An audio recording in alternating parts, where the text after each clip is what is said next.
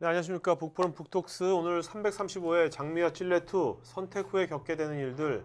오늘 두 분의 자님입니다. 조동성 교수님과 김성민 대표님. 네, 오늘 두 분이 또 사제지간이시기도 하고요. 자, 오늘 두 분 소개시키기 전에요. 일단 저랑 같이 오늘 진행 맡을 두 분의 MC분들 소개시켜 드리겠습니다. 저희 북포럼은 항상 그 MC분들이 매주 바뀌어요. 그러니까 여러분들이 또 관객이나 시청자분들이 또 원하시면 언제든지 이 자리에 앉아가지고 또 이스라엘에서는 있다고 그러죠. 질문할 수 있는 권리. 네. 우리가 책을 읽고 좋은 점 느끼는 것도 중요하지만 어떤 것을 또 직접 저자분한테 질문해보는 것도 되게 좋은 교육이니까요. 언제든지 이런 기회 열려져 있으니까 여러분들 항상 응모해 주시기 바랍니다. 자, 저는 먼저 그 실용지식을 큐레이션 하는 것을 좋아하는 날PD 고우성입니다. 반갑습니다.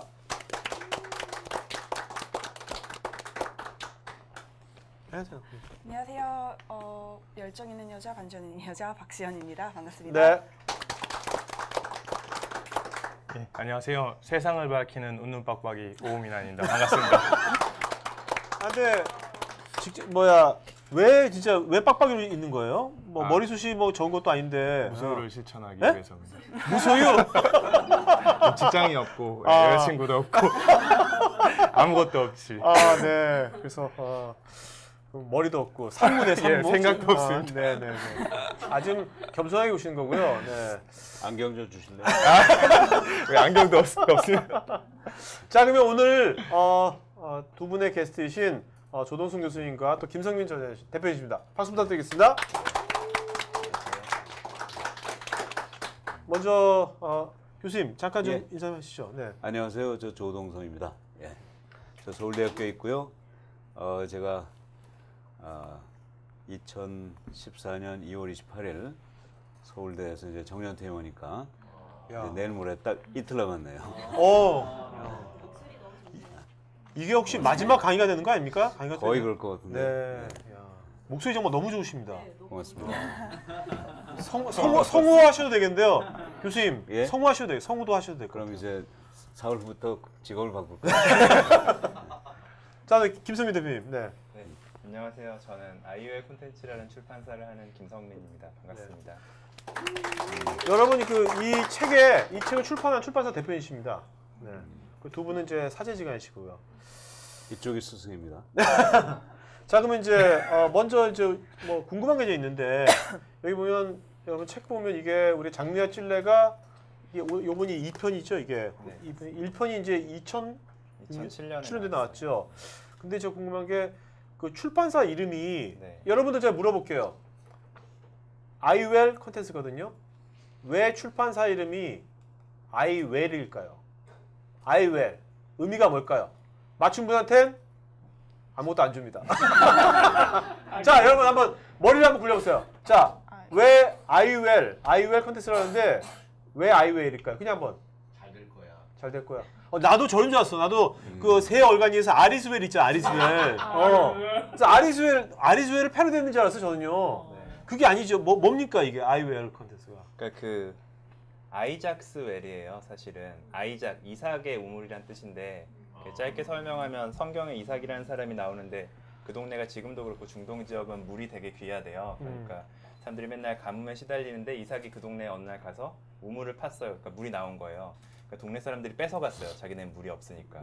그랬을 때 이거 내가 팠는데 왜 뺏어가냐라고 싸지지 않고 다시 옆에 가서 또 팠어요. 그러니까 물이 또 나왔어요. 그러니까 그것도 뺏어갔어요.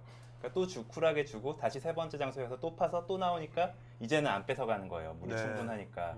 그래서 이삭이 이제 그 위치에 정착해서 되게 잘 살았다는 이야기가 나오더라고요. 그래서 저희 부모님이 앞으로 내는 책마다 이삭이 파는 우물마다 물이 터져 나온 것처럼 내는 책마다 사회에 좋은 영향을 끼치면 좋겠다 해서 이삭의 셈이라고 지어주셨고 그걸 이제 아이작스 웰이니까 아니 근데 이삭처럼 하려면 저 막 줘야 되는 거 아닙니까? 저작권을 막? 그래서 이제 저희는 저자분들이 저한테 막 화내시고 그러면 전 다 차단 그냥 받고 있어요. 근데 제가 잘못했습니다. 그래? 그러면서 네. 하고 있습니다. 그 책 제목으로 이제 장미와 찔레로 이제 선정을 하셨는데 책에 보면은 이거를 꽃을 인생에 비유해서 장미와 찔레로 이렇게 말씀을 하셨어요. 그래서 간략히 좀 이제 관객들에게 좀 의미하는 바가 무엇이고 그거는 조동성 교수님의 오리지널리티가 있으니까 교수님께서 설명해 주시는 게 그러면 사실은 제가 이제 강의를 할 때 이 장미와 찔레에 대한 에피소드를 얘기를 해줬는데 이걸 우리 김성민 대표가 이제 스토리. 그 녹취해가지고 네. 이걸 스토리화했죠. 네. 근데 여기서 이제 장미와 찔레는 뭐냐면요. 조금 길어질 것 같은데. 네. 오늘 제가 제 방에 앉아 있는데 연구실에 작년에 졸업한 제자가 하나 찾아오는 거예요. 불쑥. 그래서 이 대낮에 왜 왔느냐 그랬더니 이 친구가 그 S모 그룹의 S모 그 연이 그냥 말씀하시면 됩니다. 말씀하세요. 그냥 편하게. 네. 삼성 광고가 되네. 아니 괜찮아요. 괜찮아요. 네, 삼성생명에 다니고 있었어요. 네네. 이건 싫어해요. 근데 대낮에 왔기 때문에 왜 회사 안 나가고 여기 왔느냐 그랬더니 선생님 저 오늘 아침에 사표 내고 왔습니다 그런 거예요. 그래서 그 잘 나가는 사실 삼성그룹의 생명회사면 저 근무 조건이 제일 좋은 데거든요. 네. 왜 이렇게 1년도 못하고 그만두느냐 그랬더니 어저께 사건이 하나 생겼대요. 왜냐면 대낮에 자기가 이제 점심시간이 돼가지고 이제 점심 먹으러 바깥으로 나가는데 그 회전문으로 자기 친구가 하나 들어오더래요. 같은 경영대 출신. 그 자기를 찾아오는 줄 알고 반갑다. 너 우리 연락도 하지 않고 오면 어떡하냐. 점심 먹으러 가자 그러니까 이 친구가 좀 떨떠름한 듯이 너 찾아온 게 아니라 너희 회사 격리부장 찾아왔다 그랬는다는 거예요. 그러니까 신입사원의 동료인데 그래서 좀 안 맞지만 알았다고 그러고 이제 그 격리부장한테 모셔갔대요. 그랬더니 격리부장이 그냥 이 자기 친구를 직사 대접하면서 아주 그냥 황공하게 대하더래요. 그래서 자기 보고는 알았어 그냥 가봐 그러더래요. 자기 친구를 데리고 왔으니까 함께 점심이라도 나가서 네. 먹자 그럴 줄 알았는데 아주 체면이 이제 망가진 거죠. 그래서 왜 그랬는가를 봤더니 이제 이 친구는 그대로 할게요. 저 3일 회계법인에 이제 회계사였던 거예요. 네.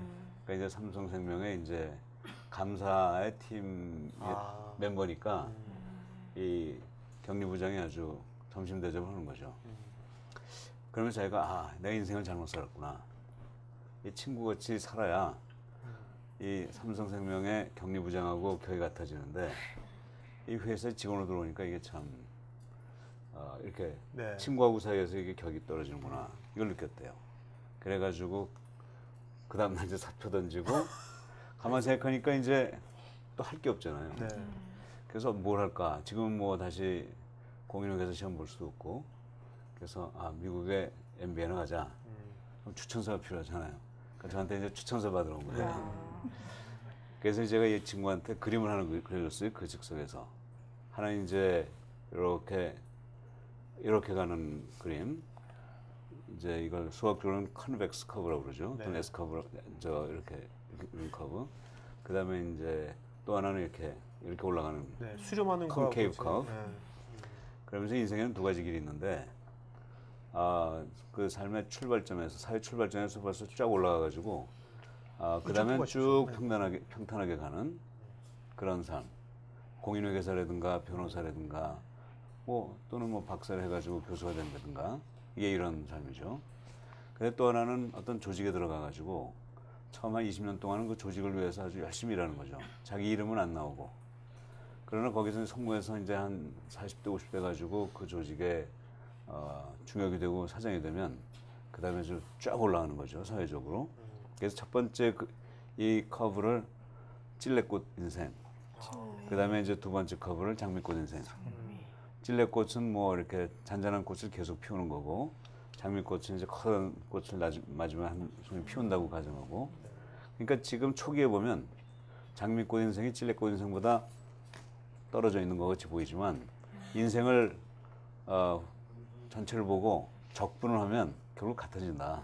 그건 선택인데 이렇게 충분하게 미래를 길게 보고 선택을 했었어야 되는데 이걸 안 하고 지금만 봤기 때문에 그런 조급한 판단 내린 것 같다. 이런 얘기를 해줬죠.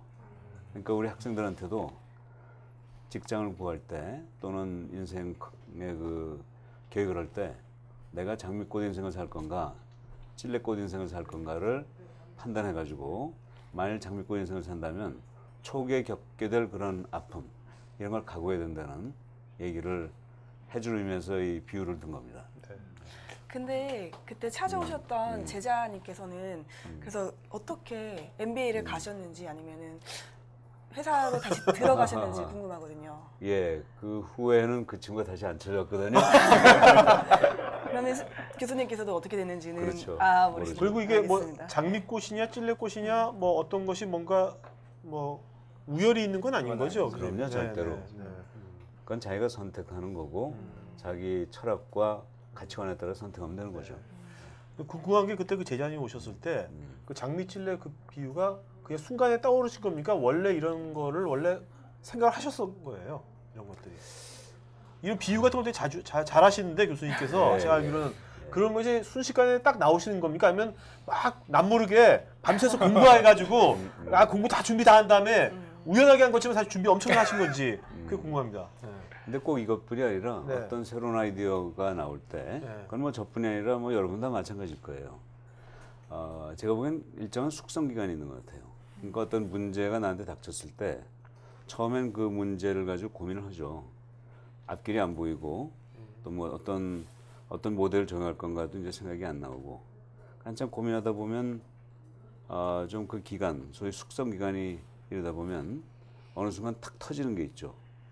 뭐 거창하게 표현하면 알키메데스가 그 유레카라고 할 때 그 목욕탕에서 소리 질렀다는 거 아니에요? 뭐 그런 순간이 나오지만 그거는 상당히 오랜 기간의 숙성 기간이 있은 다음에 터지는 거지 그냥 맹탕으로 터지는 건 아닌 것 같아요. 네. 전 이것도 뭐 그런 비슷한 생각을 하다가 아마 그 친구 왔을 때 탁 터졌던 거 아닌가 그렇게 생각됩니다. 네. 이제 교수님하고 이제 대표님께서는 스승과 제자 사이로 알고 있는데 어떤 것을 계기로 두 분이서 함께 책을 이렇게 쓰시게 되셨는지 그게 좀 궁금하거든요. 그건 이제 전 원래 창업을 하고 싶었었어요. 창업을 하고 싶었는데 대학교 때부터요? 네, 대학생 때부터 이제 창업의 꿈을 가지고 경영대에 들어왔는데 근데 아이템이나 뭐 이런 게 잘 이제 떠오르지가 않아서 어떤 걸 해야 되나 하다가 이제 교수님 수업을 들었더니 교수님이 항상 학생들한테 하는 얘기가 창업해라 이런 거예요. 경영대 모든 수업 통틀어 처음 들었거든요. 네. 한 분도 오. 창업하라는 얘기를 안 하셨어요. 오. 제 기억으로는 네. 그랬는데 교수님은 그럼 왜 이렇게 강시처럼 사냐, 좀비처럼 사냐 하면서 학생들을 자극해서 창업에 좀 관심을 가지게 할 정도로 그렇게 얘기를 해주셨는데 또 수업 시간에 해주시는 말씀이 되게 재밌는 게 많았어요. 그러니까 방금 얘기해 주신 이런 장미와 찔레 비유도 그렇고 뭐 굉장히 재미있는 얘기가 많거든요. 그래서 경영학 수업을 해주실 때 뭐 경영학은 이런 거다 A, B, C 이렇게 막 나열식 그런 거 안 하시고 항상 좀 저희한테 질문을 던지고 화두를 좀 생각해 볼 수 있게 하셔서 네. 그러다가 이제 그 아이디어가 떠올랐죠. 제가 그럼 저 교수님을 저자로 모시고 책을 만들면 좋은 책을 만들 수 있겠다. 이런 좋은 얘기를 우리 학교 학생들만 듣는 건 너무 아쉬우니까 이거 전국의 모든 젊은이들이 들을 수 있게 대학생 때 그런 생각을 했어요? 대학생 학생일 때죠. 예. 야. 그래서 이제 그렇게 해서 이제 말씀을 드렸어요. 그래서 네. 찾아갔어요. 네. 교수님한테 저희 교수님이 수업 시간 해주신 얘기 듣고 너무 감동을 받아서 제가 원래 고민만 하다가 이번에 진짜 창업을 하기로 결심했습니다. 이렇게 말씀드렸어요. 그러니까 아주 이제 대견해 하셨어요. 네. 창업이란 건 어려운 도전이니까. 그래서 그래 뭐 어떤 창업을 하고 싶냐 이래서 출판사를 해보고 싶습니다 말씀드렸더니 뭐 그것도 의미 있는 일이다 이러셨어요. 그래서 제가 거기서 이제 승부수를 하나 던졌죠. 네. 근데 교수님 출판사는 첫 책이 중요한데 저는 대학생인데 어떤 좋은 저자가 저한테 첫 책을 써주겠습니까? 교수님께서 저의 첫 책을 써주십시오 이랬어요. 그러니까 좀 어떠셨을지 모르겠는데 책임감을 좀 느끼신 것 같아요. 제자가 스승의 말에 이렇게 이렇게 막 격동이 돼서 이제 창업을 하겠다 하니까 거기를 좀 도와주고 싶은 마음, 좀 대견해하고 좀 안쓰러워하는 마음이 가지셨던 것 같아요. 그래서 그래 뭐 그럼 어떤 책을 하면 좋겠냐. 그래서 수업 시간에 저희가 나누는 이런 얘기를 책으로 만들면 좋겠습니다. 그런데 이걸 그냥 일반적인 자기계발서처럼 뭐 일 아침 일찍 일어나라, 이 뭐 양치질을 잘해라 뭐 이렇게 쓰면은 지루하니까 이걸 좀 소설로 만들어 보면 좋겠습니다 이렇게 말씀드렸어요. 그러니까 아주 좋은 아이디어인데 한 가지 문제가 있다. 내가 책은 많이 썼지만 소설은 써본 적이 없어서 이게 작업이 좀 쉽지 않겠는데 이러시더라고요. 그래서 제가 그럴 줄 알고 우리나라에서 제일 뛰어난 스토리텔러를 섭외해놨다 그랬어요. 그래? 그런 분이 계신가 해서 제가 한번 해보겠습니다. 그런데 이게 굉장히 어이가 없는 얘기인데 교수님은 제자를 엄청 사랑하셔서 그래? 그럼 우리 한번 같이 열심히 해보자 이렇게 한 번에 수락을 해주신 거예요. 전 사실 몇 번 거절당하고 또 찾아가고 막 이럴 생각이었거든요. 거절당할 줄 알고 당연히. 근데 한 번에 수락을 해주셔서 그 뒤로 이제 제가 교수님한테 맨날 너무 바쁘신데도 제가 막 시간을 내달라고 사정해서 질문거리를 이따만큼씩 싸들고 가서 이건 어떻게 생각하세요? 저건 어떻게 생각하세요? 말씀드리면 이제 다양한 얘기를 해주셔서 그걸 이제 교수님이 가지고 있는 철학을 좀 제 나름대로 이해한 후에 이제 스토리라인을 만들고 다시 좀 상의 드리고 이렇게 해서 책을 만들게 됐어요. 이게 그러면 얼마 만에 나온 겁니까? 그렇게 처음에 그 의기투합하신 다음에 1년 정도 뒤에 아니면 6개월? 그러니까 사실 원고는 처음에 한 달 동안에 네. 초고를 썼는데요. 그 주변에 보여주니까 친구들이 제 손을 딱 붙잡고 이건 진짜 아니라고. 그래서 다시 초고는 싹 뒤엎고 다시 재고를 한 두어 달 정도 걸려서 네. 쓰고 이제 교수님께 상의하면서 조금씩 더 다듬어 주시고 이렇게. 그때 대학교 몇 학년 때였어요? 대학교 이제 졸업반이었죠. 졸업반 때. 4학년. 예. 그러면 대표님께서는 그런 직장 생활은 전혀 하지 않으시고 바로 창업을 하신 건가요? 대학교 졸업하고 창업했는데 저는 군 생활을 병역특례 산업기능요원이라는 걸 했어요. 그래서 이제 중소기업에 이제 뭐 그 개발자 자격증을 따고 가가지고 거기서 3년 동안 일을 했거든요. 네. 그래서 이제 조금 봤죠, 뭐. 근데 그 책을 쓰기 전에도 네. 대표님 제가 양력 보니까 네. 뭐 그 다음 카페에서 예. 공부법이라든지 네. 그 맞아요. 지금도 저자시잖아요. 본인도 네. 이거 말고도 네. 책을 한 10권 정도 쓰셨다고 들었는데 네. 이 책 쓰기 전에도 뭔가 공부법 관련된 책을 쓰시죠? 예, 그건 이제 제가 수능 카페를 만들어서 그게 수능 고객이라는 이름의 좀 거의 초창기였어요. 수능 네. 카페가 없을 때. 그래서 그게 좀 회원수가 많았었거든요. 한 12만 명, 13만 명에서 당시에 거의 제일 큰 수능 카페였어요. 그래서 그러니까 이제 뭐 조금씩 활동을 하게 됐어요. 방송이나 칼럼인 EBS 칼럼 뭐 이런 걸 하니까 이제 매일경제신문에서 그런 공부법 책을 써보자고 제안을 주셔서 한번 쓰고 뭐 또 다른 데서 써보자 이렇게 해서 이제 저자로 출판계를 조금 간접적으로 경험해 보니까 좀 더 관심을 가지게 네. 됐죠. 예. 끼가 좀 있었던 거죠. 네네. 그러니까요. 그러면 그 출판업을 이제 결심하신 건데 그 외에 다른 쪽, 그러니까 출판 쪽 말고 다른 쪽으로 창업을 생각해 보신 적은 없으시고요? 원래는 교육 카페가 크고 좀 유명했기 때문에 교육 사업 제안을 좀 받았었는데요. 교육 회사에서 카페를 뭐 사겠다 또는 뭐 우리 회사에 뭘로 들어와서 뭘 해보자 이랬었는데 그때 이제 제가 좀 고지식한 생각일 수도 있는데 그러니까 그 봉사 활동으로 만든 카페가 커졌다고 해서 그걸 사업화 시키는 게 조금 좀 네. 이상하다 생각했어요. 그래서 그건 안 했고 그리고 저는 서울대생이 사교육 사업을 하는 게 그렇게 멋지지 않다는 생각을 했었어요. 네. 너무 수월하지 않나 이런. 오케이. 근데 이건 그냥 저만의 고지식한 생각이에요. 네. 자 이제 뭐 대표님인 줄 알고 이제 조동석 대표님의 또 20대도 한번 알아보고 싶은데 제 양력 보니까 그 원래는 이제 유복한 집안에 태어나셨다가 가세가 많이 기울으셔가지고 그때 유학을 가셔가지고 하버드에서 박사하셨잖아요. 하버드에서 공부하실 때 뭐 보니까 태권도 사범, 병원 자벽부, 음식점 기도 뭐 등등 여러 가지 하는데 아니 태권도를 원래 하셨습니까? 그 미국에서 그 태권도 사범을 할 정도로 원래 예. 몇 단이신데 태권도? 아니 저는 뭐 저 고등학교 때 좀 했고요. 네. 대학교 때 좀 했고 네. 뭐 그래서 그냥 한 거를 미국 애들한테 한 거 아닙니까 그냥? 모르니까 어차피 어? 사실은 뭐 저 태권도에서 돈을 벌려면 네. 도장을 열어야 되는데 네네. 전 그건 아니고 거기에 태권도장이 있었는데 거기 그 도장의 사범이었거든요. 아, 네 조교를 하셨구나. 그렇죠, 그렇죠. 이거 근데 되게 어떻게 보면 이제 학비하고 생활비 다 버시면서 공부했지 않습니까? 맞아요. 네네. 그러면 교수님의 어떤 그 20대 때의 어떤 되게 어떻게 보면 힘든 시절이었는데 그때의 꿈은 뭐셨나요? 그때 꿈은? 이게 이제 꿈으로 가면 이제 좀 복잡해지는데, 네네. 예, 전 그때 제가 좀 어려운 삶을 살았다고는 하지만 하지만 절대적으로 어려웠다고는 볼 수 없고요. 네. 우선 뭐 미국이라는 사회가 이 사지만 멀쩡하면 충분히 살아갈 수 있는 곳이기 때문에 뭐 이렇게 아르바이트 했다고 해서 그게 무슨 뭐 최저 생활이라든가 이런 건 아니죠. 네네. 다만 이제 이 박사과정을 할 때 학교에서 이제 장학금도 주고 하니까 생활이 큰 어려움은 없는데 제가 좀 결혼을 빨리 하고 아기를 빨리 낳았어요. 네. 그래서 아기가 둘이 있었거든요.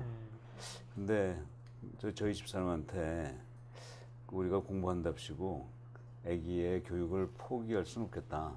내가 조금 내가 좀 노력을 해서 돈을 벌 테니까 당신은 좀 애들 열심히 키우자. 그러니까 이제 좀 비용이 좀 많이 들었을 거 아니에요. 네. 그래서 그 비용을 좀 충당하려고 제가 하여간 시간만 나면 네. 그런 아르바이트를 좀 했죠. 네. 근데 실제로 제가 그래서 꽤 돈을 벌었다고 봐요. 왜냐면 뭐 기회만 있으면 돈을 벌었는데, 근데 결과적으로 보면 제가 학교에서 강의실에서 공부한 것보다 그런 거 아르바이트를 하면서 그 미국 사회를 안 게 현재 제가 이렇게 사회생활하고 학교 생활하고 또 경영학의 학문을 하는 데 있어서 더 크지 않았나 하는 생각이 좀 네. 들어요. 우선 영어만 해도요. 네. 사실 학교에서 강의실에서 선생님하고 하면서 이 영어 실력 는다는 건 거의 불가능하거든요.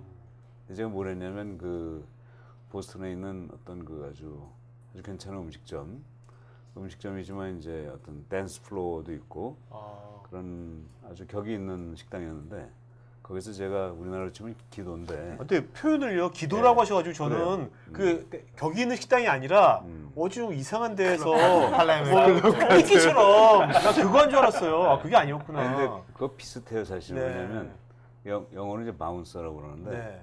그건 그 음식점 그 입구에 앉아 있는 거예요. 네. 그러다가 이제 거기서 무슨 싸움이 일어나거나 또는 뭐 돈 안 내고 나가는 손님이 있으면 가서 이제 챙기는 거죠. 네. 챙겨. 네, 근데 사실 그게 어떻게 됐냐면 제가 이제 태권도 사범을 하다가 거기에 음식점에 그 식당에 그 매니저를 만난 거예요. 네. 그 사람이 저보고 와서 이거 좀 하라고 그래서 이제 했는데 그건 아주 돈을 많이 주는 거예요. 네. 좀 고맙다고 그랬는데 나중에 보니까 이게 굉장히 그 리스크가 있는 직업이에요. 그럼요. 자칫하면 뭐 생명을 잃을 수도 있는. 태권도 총 한 방이면 끝나요. 맞아요. 뭐 태권도 잘한다고 뭐. 그래서 제가 한 1년 정도 했는데 결과적으로는 돈도 좀 벌었지만 사실 거기에서 일하는 분들은 그렇겠네요.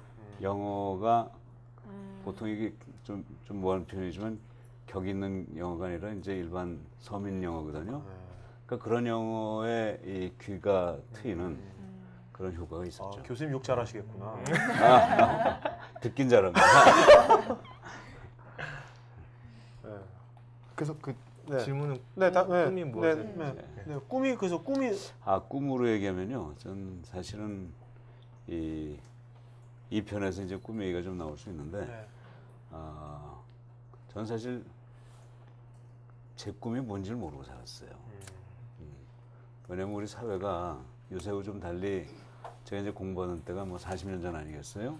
근데 그때는 그 부모님들이, 선생님들이 괜히 그 꿈 거창하게 생각하지 말고 부모님 하라는 대로 해라. 네. 선생님이 가라는 대로 가라.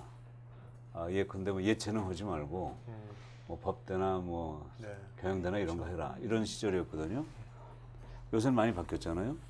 그래서 그렇기 때문에 자기 자신의 꿈을 독자적으로 만드는 것보단 그냥 사회에서 어른이 시키는 대로 그냥 가는 게 소위 요새 얘기하는 범생이들이죠. 그런 범생이들이 또 바람직하다고 생각하던 시대였기 때문에 저도 솔직히 그런 주어진 길을 따라갔지, 그런 사회에서 기대하는 길하고 역행하는 저만의 꿈을 살아가는 인생을 산 것 같지는 않아요. 그때는 그런 시대적 상황이 있었으니까. 그런데 지금 젊은이들도 그렇게 살아도 괜찮다고 생각하십니까? 어떠십니까? 전 요새는 오히려 이 사회에서 너무 너만의 꿈을 갖고 부모님이나 선생님 말 듣지 말아라. 부모님이나 선생님이 너의 인생 대신 살아주지 않는다. 그래서 오히려 꿈을 너무 강조하는 그런 강박관념 속에서 젊은이들이 산다고 생각해요. 전 그것도 그렇게 바람직한 것 같지는 않아요. 그러니까 좀 젊은 사람들이 정말 사회가 기대하는 길을 가는 것도 하나의 인생이고 또 자기만의 꿈을 가는 것도 인생이고 그 선택도 자기의 길이지 일로 가라는 것도 사실 아닌 것 같고 너만의 꿈을 가지라고 윽박지는 것도 저는 아닌 것 같아요. 그러니까 어떤 다양성이 존재하는 그렇죠. 이제는 좀 그렇게 그런 살아가야 사회가 된다고 왔다. 생각합니다. 그 꿈 얘기를 하자면은 또 자기가 좋아하고 그리고 잘하는 일을 찾는 것도 이제 중요한데요. 그 장미와 찔레 1권에 보면은 그것에 대한 이제 마지막 그러니까 교수님도 그렇고 대표님도 그렇고 이제 조언을 해주세요. 그래서 젊었을 때 그런 거를 위한 노력을 어떤 것들을 해보셨었는지 아니면 실제로 좋아하는 거를 어떻게 좀 찾았는지. 그거는 교수님이 답변하시는 게 더 좋을 것 같은데 이제 그 결론을 내렸어요. 저희가 좋아하는 일을 해야 할 것이냐, 잘하는 일을 해야 할 것이냐. 근데 이런 것 같아요. 그러니까 좋아하는 일을 하라는 분들은 좋아하다 보면 열심히 해서 결국 잘해질 거다라고 얘기하시는 거고, 잘하는 일을 하라는 분은 잘하니까 칭찬받고 인정받아서 좋아질 거다 이거잖아요. 네. 그거는 저희가 책에 비유하기를 앞에 거 좋아하는 일을 하는 거는 나한테 관심이 없는 여자나 남자분한테 계속 구애를 하는 거예요. 나를 봐달라. 그래서 그 마음을 얻는 거고, 잘하는 일을 하는 거는 제 스타일은 아닌 것 같은데 저를 자꾸 좋다고 하는 남자분이나 여자분한테 제가 마음을 여는 거죠.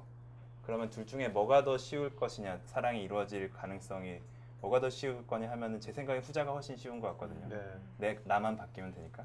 그래서 이런 것 같아요. 본인 그렇게 결혼했어요? 결혼은 아직 안 했는데요. 아, 그건 아니야. 그 그러니까 잘한다는 건 재능이잖아요.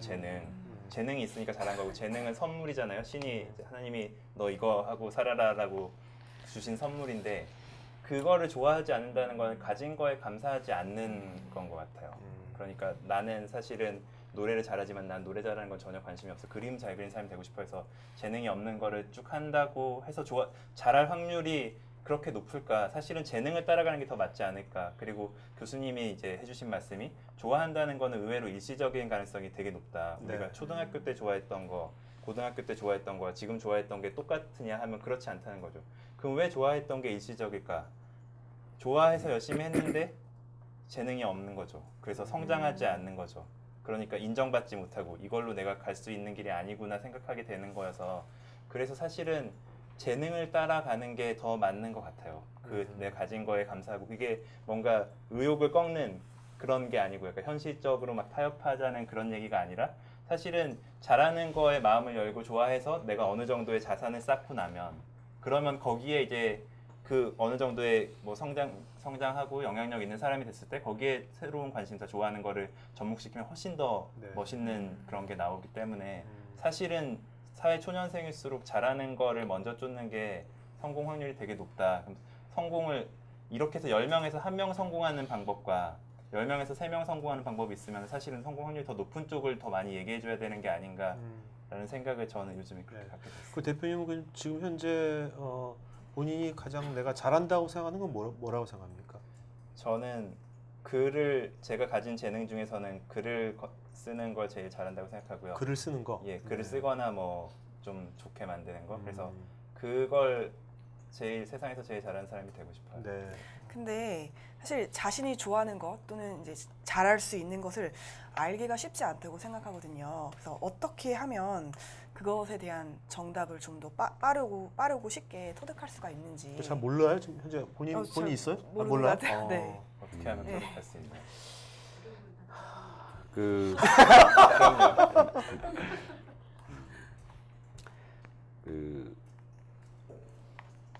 전 요새 이런 생각이 들어요. 아까 우리 김성민 대표 얘기 참 아주 그냥 핵심을 찌른 얘기인데, 근데 문제는 그것도 사람나름이에요. 네. 예컨대 저는 이제 사람들을 많이 만나잖아요. 특히 20대 학생들을 굉장히 많이 만나게 되는데, 그러니까 사회 나가기 직전이나 나간 그 초기 상태. 근데 사람마다 정말 천차만별해요. 어떤 사람은 뭘 해도 잘하는 사람이 있어요. 또 자기가 뭘 잘하는지도 잘 모르는 사람도 있어요. 그 말씀처럼. 그러면서 굉장히 그 적응력이 높은 그런 사람이 있어요. 반면에 굉장히 그 생각이나 마음이 왜골 수 있는 그런 사람이 있어요. 예컨대 자기하고 와닿지 않는 거는 아예 듣지도 않으려고 하는 그런 패턴을 보이는 젊은 사람들이 있어요. 물론 그 가운데도 여러 가지 그 변화가 있겠죠. 결국 그 스타일에 따라 다른 것 같아요.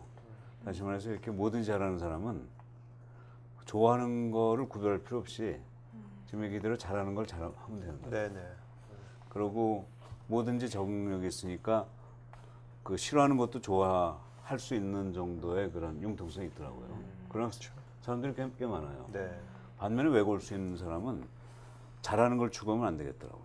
그건 정말 좋아하는 걸 추구해야 돼요. 그런 왜골수로 가는 친구는. 네. 네.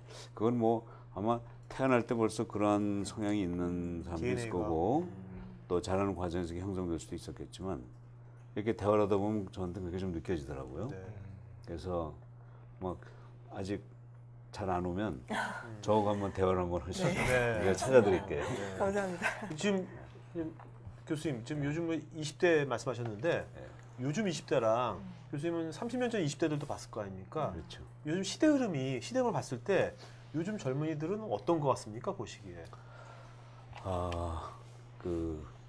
뭐 4,000년 전의 파피루스에도 요새 젊은이들은 버릇이 없다 뭐 이런 얘기를 했다 그러는데 저는 뭐 40년 전에 20대나 지금 20대나 다 20대 속성을 가지고 있는 점에서는 똑같은 것 같아요. 네.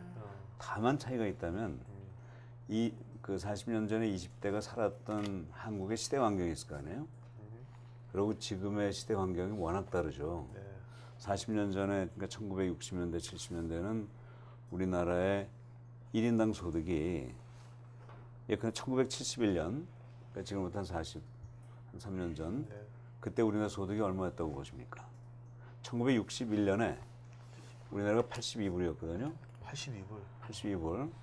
근데 10년이 지난 71년 그때 400불이었어요. 400불. 1000불도 안 됐었어요? 물도 안 됐습니다. 왜냐하면 여러분 기억하실지 모르지만 72년에 이제 유신이 일어났는데 그때 박정희 대통령이 유신헌법을 이제 주장하면서 그 유신헌법을 왜 하느냐?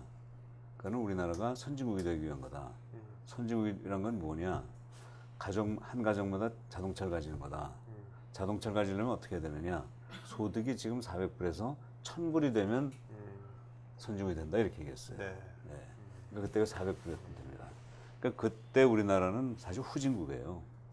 지금 어떤 기준으로 봐도 후진국일 때인데 후진국이 가지고 있는 여러 가지 속성이 있죠. 그건 뭐냐면 가진 게 없으니까 굉장히 기회주의적이 됩니다. 그러고 수단 방법을 가리지 않고 뭔가 목적을 향해서 추구하게 돼요. 네. 그러나 그 추구하는 힘은 굉장히 강하죠. 그렇죠. 예. 그러니까 장단점이 좀 있다고 보는데 전 그때 어떤 그 옳고 그름에 대한 가치관에 대한 것보다는 좋고 나쁜 거에 대한 가치 판단이 더 강했던 것 같아요. 네. 그러면서 드라이브가 강했죠. 요새는 지금 우리 2만 불을 넘었는데 사실 2만 불이면 선진국이라고 할 수 없을지 모르지만 우리 2만 한 4천 불의 그 소위 구매력은요 3만 불을 넘어요. 일본은 4만 불이지만 구매력이 3만 불밖에 안 됩니다. 그러니까 일본의 4만 불하고 우리나라 2만 4천 불의 구매력은 같아요. 네. 그 실제로 여러분 해외 가보시면 지금 전 세계에서 제일 잘 사는 나라 몇 나라 꼽는다면요. 전 단연 3군데 꼽습니다. 싱가포르, 홍콩, 한국이에요. 우리 이 3나라만큼 잘 사는 물질적 풍요가 있는 나라가 없어요. 여러분 저 뷔페 식당 가보세요. 한 2만 5천, 3만 원이면 뷔페 식당 가잖아요. 네. 그런 진수성찬을 어떤 선진국에 가서도 맛볼 수 없습니다. 네. 그 정도로 우리는 물질적 풍요를 누리는데 그러다 보니까 지금 우리 사회는 제가 보기에 선진국 시민으로서의 20대가 존재하는 것 같아요. 다시 말해서 옳고 그르고 그에 대한 판별이 분명해요. 그러니까 옳지 않은 건 잘 안 하려는 그러니까 목적보다 이 수단 그 과정을 굉장히 따지기 시작한 것 같아요. 그러니까 선진국 시민으로서의 그 어떤 시민의식. 품격이랄까요? 의식이 있어요. 확실하게. 그 대신에 이렇게 그 드라이브하는 힘 이런 게 조금 상대적으로 약한 그런 느낌이 좀 듭니다. 네, 알겠습니다. 그런 의미에서 이 책에 장미주라는 주인공이 나옵니다. 근데 이제 두 분 저자 모두 남자분이신데 어떻게 이 여성분을 주인공으로 할지 어떻게 좀 정하시는지 좀 궁금하고요. 그건 이제 원래 자기계발서가 소설형 자기계발서가 외국 책이 몇 권 있었어요. 한국 책은 네.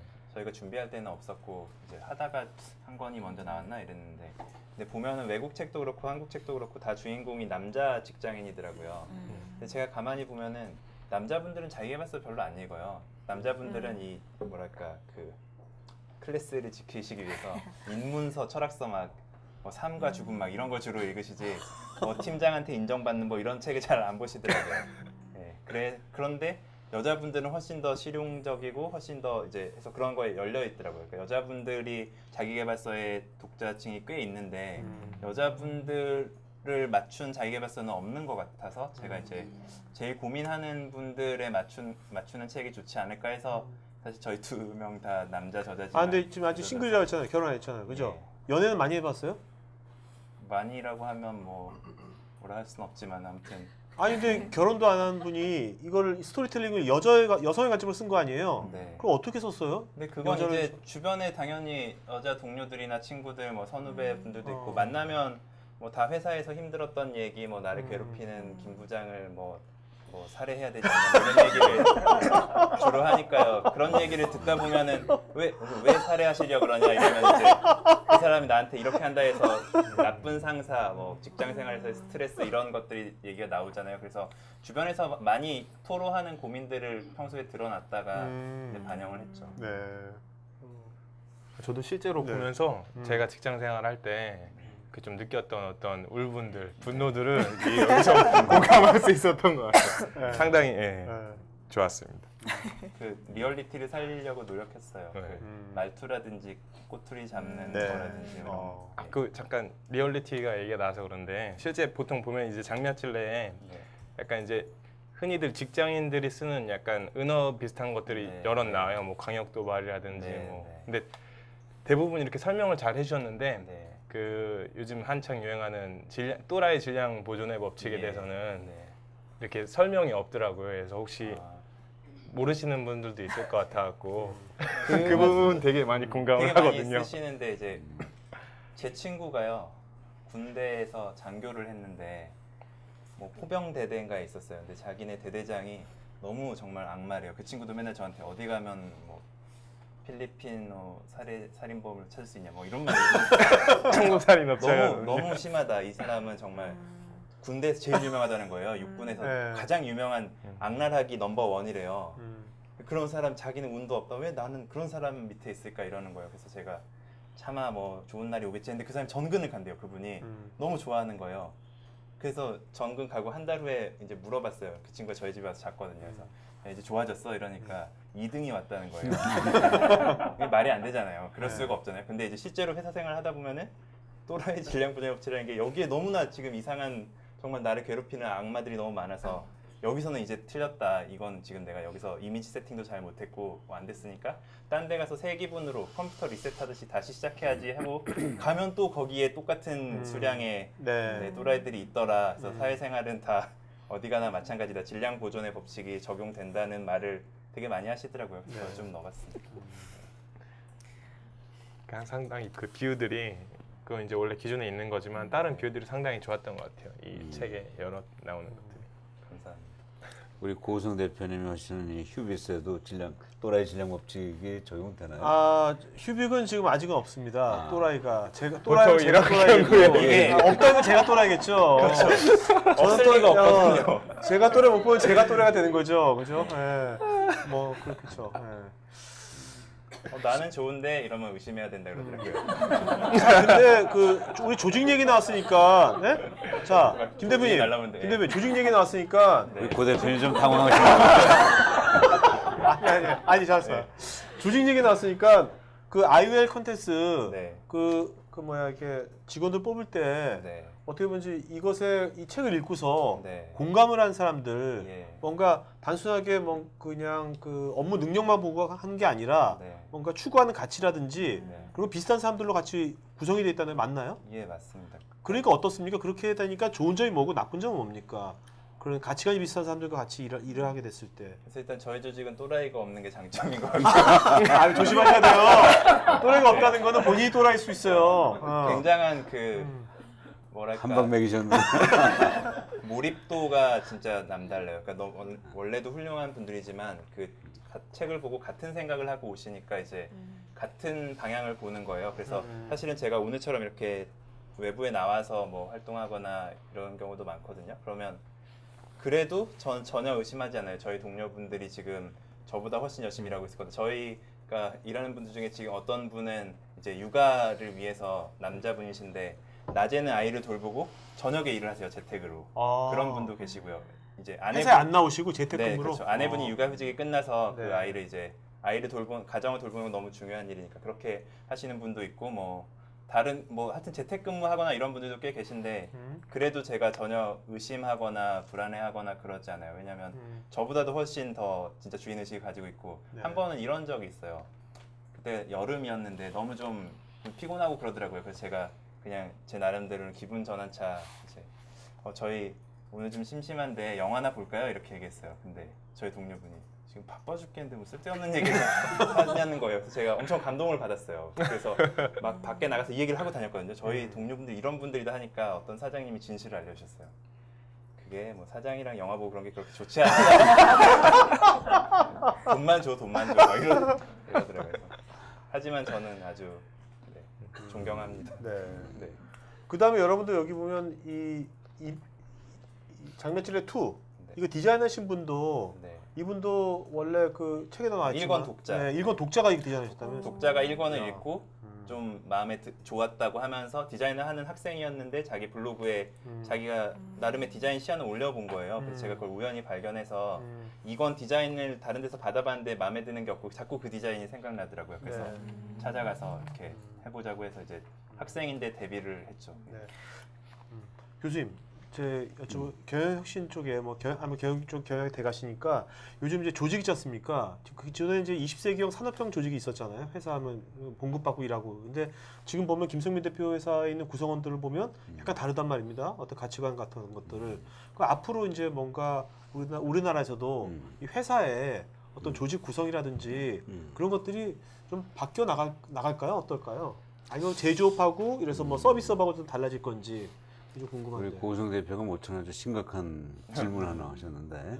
이게 심각한 이슈예요. 왜냐하면 경영 안에는 이제 인사 조직이라는 또는 뭐 조직이라는 그 분과가 있죠. 네. 근데 그 조직이라는 분야에서 제일 중요한 고민을 하는 이슈 중에 하나가 21세기를 대표하는 조직이 무엇이 될 건가 하는 거예요. 그러니까 물론 뭐 한 세기, 100년 동안에 수많은 새로운 조직이 명멸을 하지만 네. 그래도 과거를 보면 19세기를 대표하는 조직 형태는 기능별 조직입니다. 뭐냐면 CEO가 있고 거기에 뭐 R&D, 생산, 마케팅, 재무, 인사, 회계, 그렇죠. 물류 이렇게 기능이 쫙 병렬적으로 있는 그런 조직이 19세기를 대표하는 조직이었고요. 20세기에 와서 뭐 다양한 조직이 있었지만 그 중에도 가장 대표적인 조직은 사업부 조직이었어요. 네. 그러니까 CEO 밑에 어떤 제품 1, 제품 2, 제품 3 이렇게 사업부로 나뉘고 그 제품 안에 다시 기능이 네. 마케팅, 생산이 이렇게 쭉 있는. 근데 이제 21세기가 되니까 이제 더 이상 기능별 조직은 아니고 사업부 조직도 아닌 것 같고 그럼 21세기는 뭐가 대표할 거냐 하는 게 이제 과제인데 아직 모르죠. 21세기가 아직 7분의 1밖에 안 지났으니까. 그렇죠. 그러나 그 아직 안 지났지만 21세기 조직이 갖춰야 될 몇 가지 그 핵심 요소는 있는 것 같아요. 그건 뭐냐면 이 기능별 조직이나 사업부 조직은 기본적으로 피라미드 조직이에요.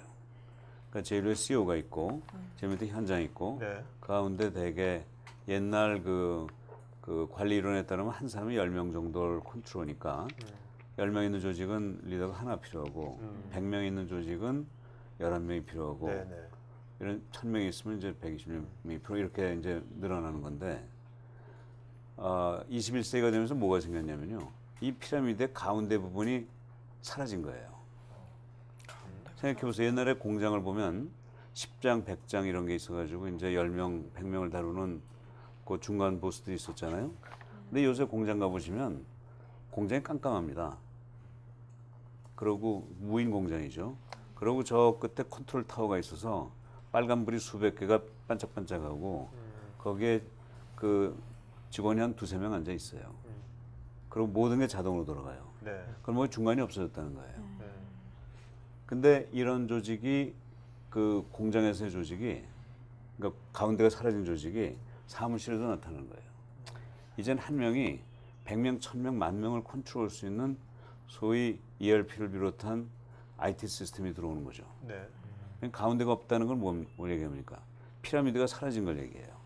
그럼 뭐 수평적인 협업 그렇죠. 그러니까 여러분 아마 저 그 아쿠아리움 그 수족관을 가보시면 이 물고기가 이제 이렇게 천장에 물고기가 왔다 갔다 하는 거 보시죠? 네. 저 한번 갔는데 상어가 이렇게 가는 거예요. 근데 한참 있다 이게 이렇게 내려오는데 보니까 가오리예요, 가오리. 네. 근데 가오리가 밑에서 보면 상어 같아요. 네.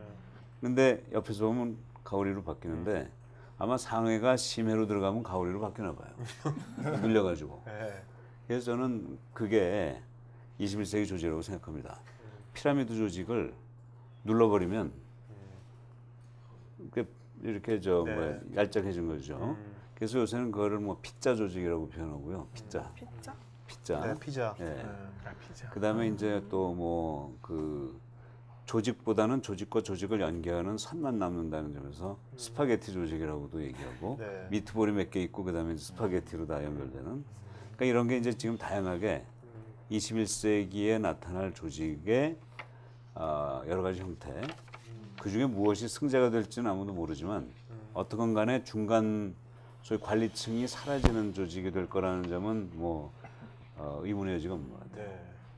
그 중간 관리 사라진다는 것은 그러면 뭐 어쨌든 피자 조직이 됐건 각 개별 노드라고 해야 될까요? 막 그렇죠. 개별 그 구성원들이 뭔가 그래도 각자의 역할과 뭐 그런 건 있어야 되겠죠. 그렇죠. 전문성은 그래야지. 현장만 남는 거죠. 네, 현장만 남는다. 대단히 학구적인 분위기가 그래요. 아니 저도 되게 저뭐 사실 고민하는 이슈거든요. 그렇죠. 네, 기업하는 사람들 다 고민하는. 그러니까 사실은 젊은이들이 옛날같이 그 매니저가 되겠다 할 때 그 매니저가 옛날식의 중간 계층에 있는 매니저라는 건 의미가 없어졌다는 얘기예요. 네.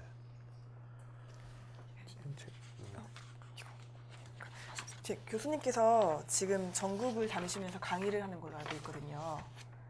지난 마지막 학기. 네, 그래서 굉장히 의미 있는 일을 하신다고 생각이 드는데 어떤 일을 계기로 그런 일을 하시게 되셨고 그걸 하시면서 얻으신 가장 큰 수확이 있으신지 네. 궁금합니다. 예, 오늘이 2014년 2월 26일 아닙니까? 네. 제가 이제 2014년 2월 28일 이틀 후에 이제 서울대학교에서 은퇴를 하죠. 네. 제가 만 65세가 됐으니까 제가 35년 6개월을 서울대학에 있었는데요. 근데 지난 학기 이제 마지막 학기인 거예요. 그래서 마지막 학기에 무엇을 하면 그런 대로 제가 35년 6개월의 이 교수 생활을 의미 있게 보낼까 하고 생각하다 보니까 제가 이제 경영학 중에서 전략을 하다 보니까 요새 전략의 화두는 기업의 사회적 책임, 공유가치 창조 이런 것들이에요. 그러니까 자연스럽게 저는 기업에게, 경영자에게 사회적 책임을 하라는 얘기를 하고 다녔을 거 아니에요. 글로도 쓰고. 네. 근데 가만히 생각해 봤더니 사회적 책임을 담당해야 되는 사람이 꼭 경영자뿐이겠어요? 교수도 담당해야죠. 네, 그렇죠. 그렇죠? 여러분도 담당하셔야 되고 여러분도 다. 우리 모두가 다 사회적 책임을 해야 될 거 아닙니까? 교수도 예외가 될 수는 없죠. 그래서 전 마지막 학기를 나름대로 교수로서의 사회적 책임을 한번 해보자. 그럼 전 그동안 서울대학 안에서만 강의를 했으니까 제가 이 강의하는 글쎄 재능이라고 표현할 수 있을지 모르지만 제가 해오던 역할을 서울대학 바깥으로 나가서 사회에서 네. 이 뭔가 봉사를 통해서 해야 되겠는데 그렇다면 뭐가 제일 좋을까? 제 제자들이 전국에 이제 교수로 지금 가 있을 거 아니에요? 네네. 그래서 제가 한 70여 명 교수들한테 제 제자들한테 한꺼번에 이메일을 보냈어요. 그래서 나를 여러분 있는 학교에서 불러주면 여러분의 제자, 저한테는 손자 제자가 되겠죠. 네. 여기 한 2시간 정도 특강하면서 좀 뭐 사회 나가서 할 얘기, 준비해야 될 그런 얘기도 좀 해주고 또 우리 제자 칭찬도 좀 해주고 그리고 또 그 동네 아주 맛있는 음식 사주면 맛있게 먹고 저녁 기차로 올라오고 그렇게 하겠다고 그래서 한 정확하게 일주일에 한 번씩 14군데 갔다 왔어요. 네. 그래서 어떤 교수님께서도 얻으신 그런 무언가가 있으신지. 그 우리 선생님은 그 예지가 있으신 분 같은데 그래서 박시현이시네요. 네. 예. 그 사실은 전 처음에 좀 약간 지금 생각해보면 참 교만한 생각을 가지고 시작한 거 아닌가 하는 생각이 들어요. 제가 가지고 있는 걸 나눠주겠다고 생각을 했거든요. 그러니까 제가 이제 좀 인생의 선배로서 뭔가 이렇게 좀 도와주겠다. 근데 이제 실제로 가가지고 이렇게 대화를 하는데 저는 뭘 했냐면 이 화이트보드를 갖다 놓고 학생들한테 먼저 질문을 하라고 그랬어요. 네. 그래서 질문을 쭉 적어놓고 그 중에서 대답을 제가 하려고 그랬어요. 근데 질문이 나오는 것 중에는 제가 답변하기가 좀 어려운 게 있더라고요. 예컨대 이런 거예요. 어느 남학생이었는데 자기가 좋아하는 여학생이 있대요. 근데 자기가 숙기가 없어가지고 가서 말을 못 붙이겠대요. 네. 어떻게 하면 좋겠느냐. 아, 이런 질문을 저한테 하는 거예요. 그래서 뭐 40년 전으로 돌아가서 제가 집사람한테 하던 걸 기억하려니까 잘 기억이 안 나더라고요.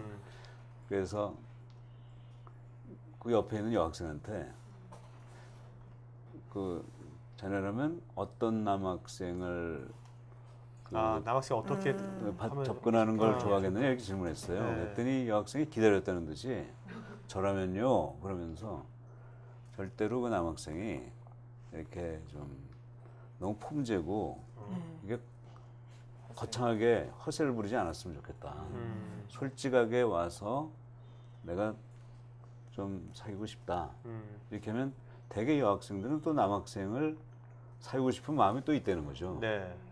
그러니까 이렇게 맞으면 당연히 친구가 되는 건데 너무 어렵게 생각하지 말고 솔직하게 접근해 줬으면 좋겠다. 네. 이렇게 얘기를 하는 거예요. 그러니까 뭐 학생들이 다 박수를 치더라고요. 그러니까 제가 그만큼의 답변을 했겠어요? 못했을 것 같아요. 그러다 근데- 보니까 제가 그다음부터는 이제 그 나온 질문 중에 제가 답변하기 전에 학생들 보고 여기 있는 질문 중에서 여러분이 답변할 게 도와줄 게 있으면 좀 해라. 그랬더니 뭐 손이 여기저기서 막 들리고 그러니까 참여형 수업이 됐네요. 그렇지 결과적으로. 함께하는. 근데 문제는 그 과정에서 제가 배우더라고요. 저도 이제 그런 그 학생을 통해서 그 학생들의 답을 통해서 제가 배우게 되더라고요. 그래서 마지막 수업에서는요, 제가 11월 28일에 저 부산에 있는 해양대학에서 마지막 강의를 했는데 정말 저는 칠판에 써놓고 학생들 답변을 유도하고 서 있기만 했어요. 2시간 동안. 하나의 그 퍼실레이터 역할. 퍼실리테이터 역할을 하는 거예요. 근데 학생들이 끝나고 나서 이렇게 좋은 강의는 처음이었대요. 저는 한마디도 안 했는데. 교수님 그러면 그런 지금 하신 교수님처럼 하시는 그런 교수 방법, 예. 그런 방식이 21세기 교육에도 다 적합하다 보십니까? 그 굉장히 또 중요한 얘기 하셨는데 네. 그 제가 이제 저 점수 딴 겁니까 오늘? 정식한 게 아니라 지금 제가 배우는 거죠. 그 우리나라 속담에 10년이면 강산이 변한다고 그러잖아요. 저는 정말 35년 있다 보니까 대학이라는 사회가 10년을 단위로 바뀌더라고요. 그러니까 제가 70년대 처음 시작할 땐 전 정말 뭐 나이도 젊었으니까 뭐 그 자만심이 여기까지 있었던 것 같아요. 네네. 그래서 제가 머릿속에 가지고 있는 아주 그 지식을 머리가 텅 비어 있는 학생한테 전달합니다. 그러니까 teachers teach. 그 선생님이 가르치는 곳이 학교라고 생각했어요. 네네. 근데 80년대가 되니까 인터넷이 나오는 거예요. 그러니까 제 머릿속에 있는 것보다 인터넷 지식이 더 풍부해요. 네. 그래서 제가 뭘로 바꿨냐면 students learn. 아. 그러니까 주체가 교수에서 학생으로 바뀌는 거예요. 아, 네. 또 행위도 가르치는 것에서 배우는 것으로 바뀌는 거예요. 근데 최근에 보니까 네. 이제는 학생이 어디서 배우느냐, 인터넷에서 배우는 게 아니라 서로 배우더라고요. 그래서 students exchange intelligence, 네. knowledge. 그러니까 학생들이 서로 배우는 곳이 학교가 아닌가. 네. 그래서 지금 말씀하신 네. 결국 교수 역할은 이제는 퍼실리테이터가 되는. 네. 고맙습니다. 네. 그럼 그렇게 교수님 바뀐 이제 거구나. 그 근데 정말 교수님 같은 교수님이 많아야 되는데 현실은 그렇지 않잖아요. 그래서 저도 이제 한 학기 남겨놓고 네. 깨달았기 때문에 너무 아깝다. 근데 이제 그 특강은 이제 그만 하시는 건가요? 저희가 교수님의 특강을 듣고 싶으면 들을 수 있는 방법이 혹시 없을까요? 전 사후로부터는 소위 그 백수가 되거든요. 그러니까 불러주십시오. 가겠습니다. 네. 지금 얘기를 듣다 보니까 처음에 그 MBA를 하겠다고 추천서를 찾아온 학생도 있고 또 지금 강연 얘기를 듣다 보니까 실제 이런 거의 실제 스토리들이 이 책에 녹아 있는 건가요? 그렇죠. 그렇죠. 예. 네. 그러니까 뭐 교수님이 해주셨던 얘기 또는 이 14번 하셨던 특강 내용도 저한테 다 주셨거든요. 네. 그 이제 녹음 파일이랑 이런 거 주시면 제가 또 다 들어보고 하면서 학생들이 가지고 있었던 고민 또는 뭐 제가 또 책을 하기 위해서 만났던 사람들 여러 다양한 제 친구들도 항상 만나면 아까 말씀드린 그런 논의를 하거든요. 죽을 것 같다 이러면 내가 더 죽을 것 같아 막 이러면서 서로 누가 가장 죽을 것 같은가 이런 대회를 하거든요. 그래서 그런 제일 좀 많이 고민하는 내용을 담으려고 노력했고요. 특별히 이 권을 쓰기 전에 제가 1권을 읽고 인터넷에 리뷰를 남겨준 독자분들 한 1000여 명한테 이메일을 보냈어요. 야. 이 권을 지금 준비 중인데 이 권에서 어떤 내용을 담았으면 좋겠느냐, 그러니까 어떤 내용이 궁금하시냐 이렇게 물어봤어요. 그러니까 이제 그 중에 뭐 답장이 와서 그걸 제가 읽어보고 그런 내용들도 이제 반영할 수 있는 건. 1000여 명한테 했는데 회신율이 얼마나 왔습니까? 뭐 한 20%? 와, 그 많이 정도 왔네요. 좀 미만 정도 된것 같아요. 네. 예. 자, 이제는 저희가 정말 얘기 나올 게 엄청 많지만 그래도 항상 일단은 포커스를 이제는 이제 이북으로 좀 할게요. 이북. 왜냐하면 이 아이웰 컨텐츠가 우리나라에서 전자책을 내는 전문 전자책 출판사예요. 네. 그 지금 몇 권 내시죠 전자책을? 한 120여 종 정도 됐어요. 120여 종. 와. 오면서 뭐 한번. 예, 네. 저 같은 경우는 이제 이번에 MC를 맡으면서 이 장미와 찔레를 전자책으로 좀 보게 됐었어요. 리디북스에서 봤었는데 약간 놀라웠던 점이 저도 기존의 전자책을 구입해서 보고 했었는데 이 IL 컨텐츠 쪽 그 가격이 상당히 낮더라고요. 네. 실제로도 뭐 장미와 찔레 1권은 무료로 지금 우선 배포를 네. 하셨고 또 2권 같은 경우도 뭐 가격은 얘기해도 되죠. 예, 5,000원에 종이책은 13,000원, 전자책은 5,000원. 예, 상당히 낮은 가격으로 이제 네. 지금 이제 팔리고 있는데 어떻게 네. 그런 가격 경쟁력을 갖출 수 있는 어, 타 출판사에 비해서 네. 그런 경쟁력을 갖출 수 있는 비결이 무엇인지 좀 그건 저희가 좀 규모가 유연해서일 수도 있는데 이게 그냥 간단히 숫자로 좀 설명드리면요. 그 수익 구조가 전자책 쪽이 훨씬 좋거든요. 그러니까 예를 들면 종이책을 한 10,000원짜리 종이책을 팔면 네. 교보문고나 이런 서점에서 한 6,000원 정도에 가져가요. 10,000원짜리 한 6,000원, 6,500원. 6,000원에 가져가면 그 중에 책을 만드는 데 드는 제작비가 처음엔 한 3,000 몇백 원 정도 들거든요. 맨 처음에 할 때는. 3,500원 든다고 치면 6,000원에서 3,500원 빼면 2,500원이 남잖아요. 그렇죠. 그 중에 저자한테 인세 10%니까 1,000원을 줘요. 네. 그러면 출판사 남는 게 1,500원이에요. 근데 네. 그 1,500원이 다 들어오지 않아요. 서점은 100권 사면 50권 값 주거나 30권 값 주거나 이러고 막 반품하고 뭐 이런 네. 게 있거든요. 그리고 책도 미리 찍어야 되고요. 이제 뭐 한 3,000권이 다 팔렸다 하면 또 1,000권을 더 찍고 뭐 막 이렇게 해서 항상 비용은 확정적으로 발생하는데 수익은 확정적이지 않고 비는 장부상으로는 이득인데 안 들어오는 네네. 현금이 되게 많거든요. 그래서 좀 유통 구조가 좀 이해하기 힘들다. 그래서 제가 출판사들 잘 되는 데를 보니까 이 항아리에 밑이 깨져서 물은 새 나가고 있는데 새 나가는 속도보다 더 빨리 물을 부어서 베스트셀러는 그래서 수면을 유지하시는 것 같더라고요. 그래서 우리나라 잘 나간 출판사들도요. 네, 뭐 마찬가지. 예, 그래서 제가 물론 이제 제가 모르는 또 다른 비결이 있을 수도 있지만 그래서 저는 좀 이해가 안 됐어요. 이해 납득이 안 되는데 전자책은 다르더라고요.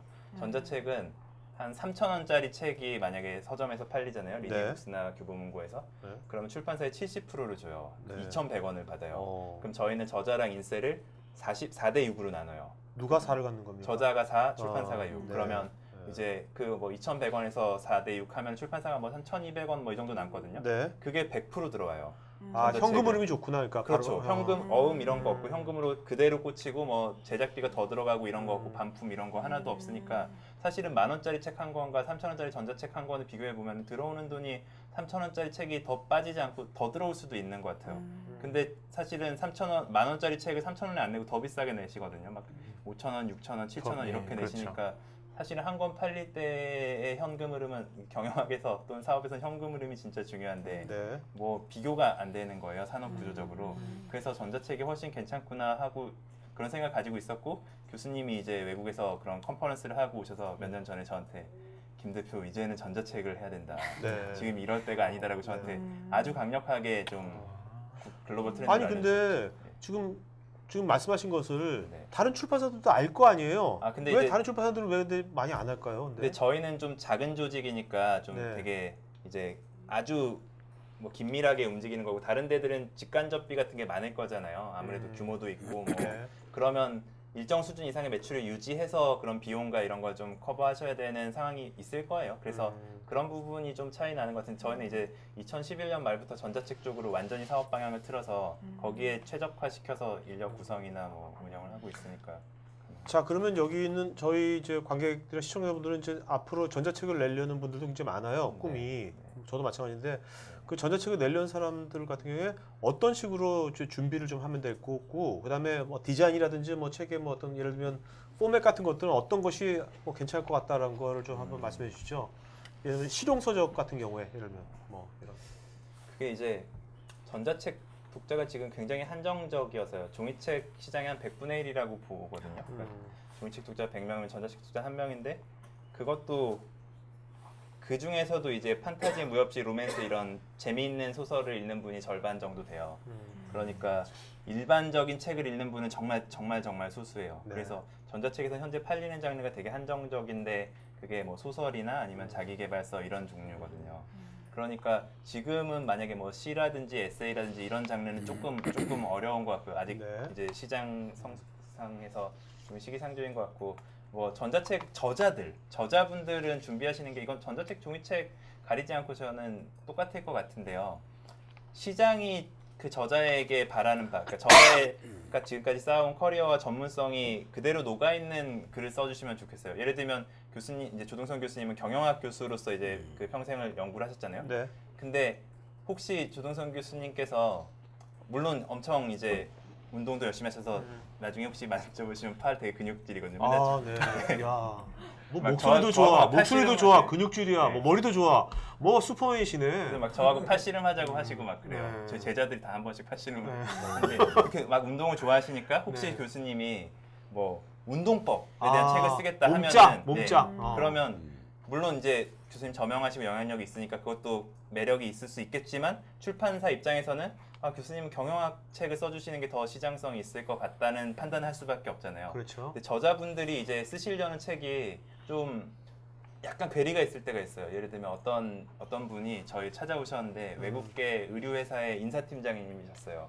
근데 그분이 책 쓰고 싶은 게 있다고 말씀하시는 거예요. 근데 그분이 쓰시고 싶은 건 뭐였냐면 대학생들을 대상으로 꿈을 가져라, 비전을 세워라, 인생의 로드맵을 세워라 이 네. 말씀을 하시고 싶다는 거예요. 내가 살아보니까 너무 중요하다고.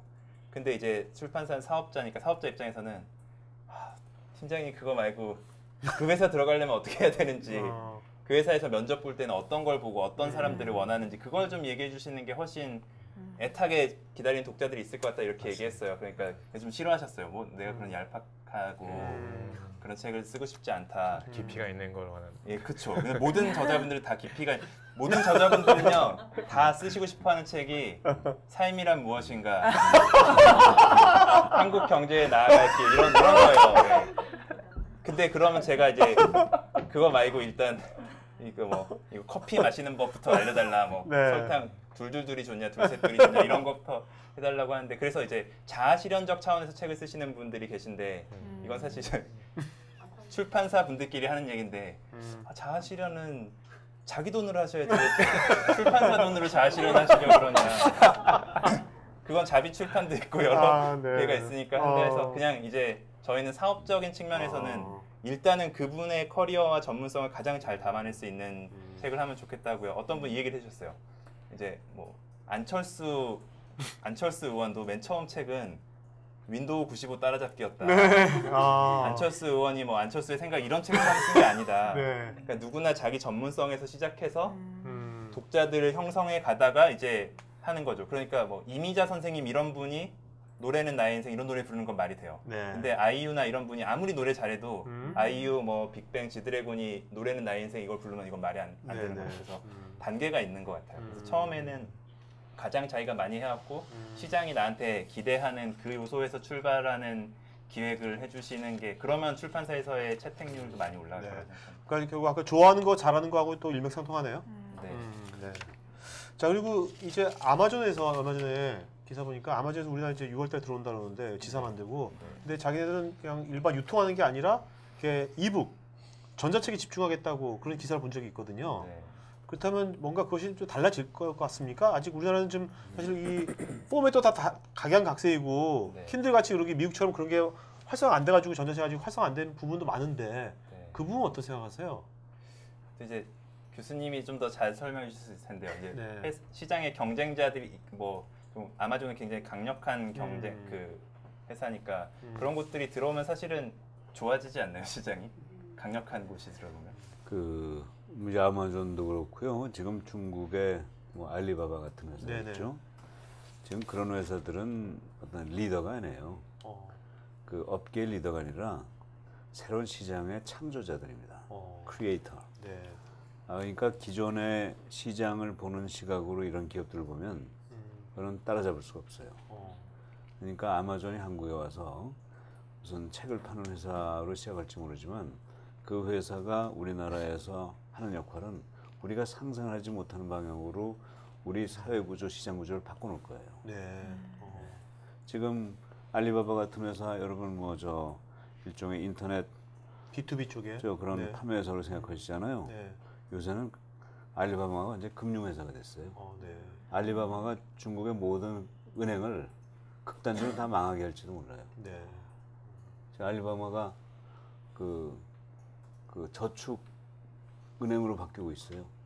알리바바에 돈을 저축하면은 돈을 이자를 주고 이자가 7%고요. 그러고 하루를 맡기나 1년을 맡기나 똑같이 7%예요. 네.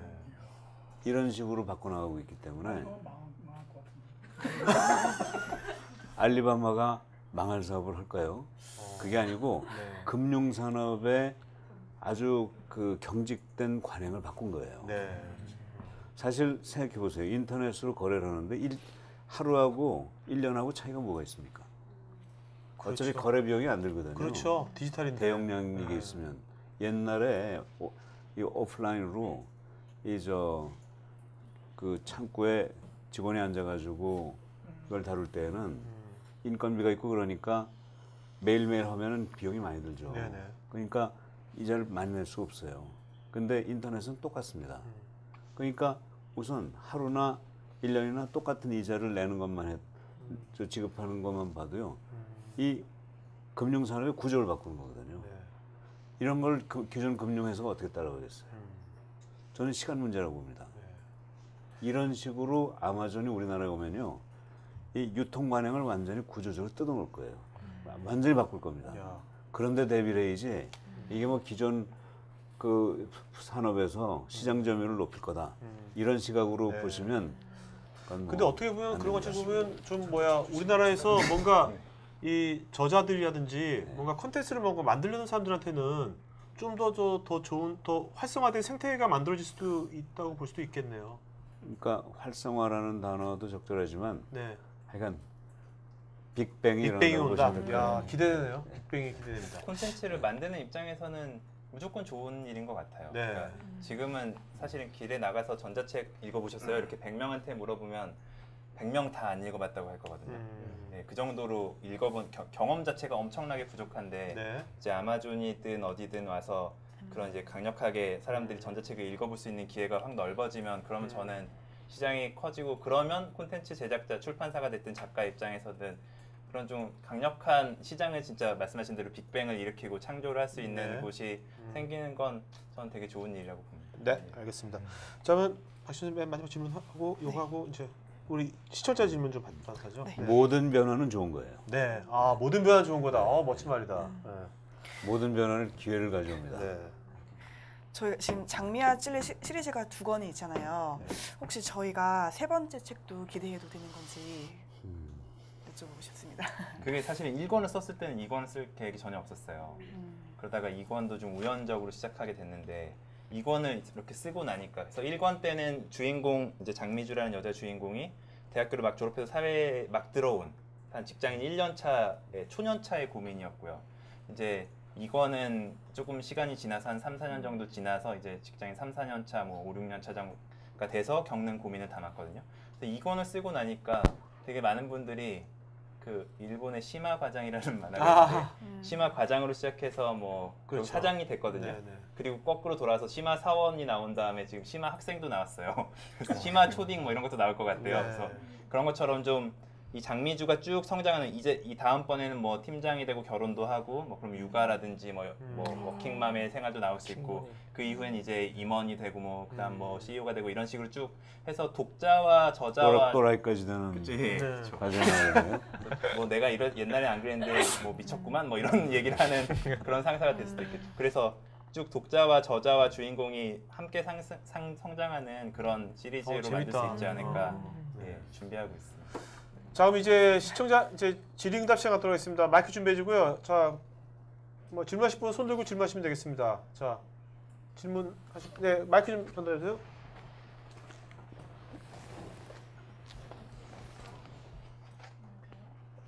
마이크 하시면 돼요. 네, 나오미.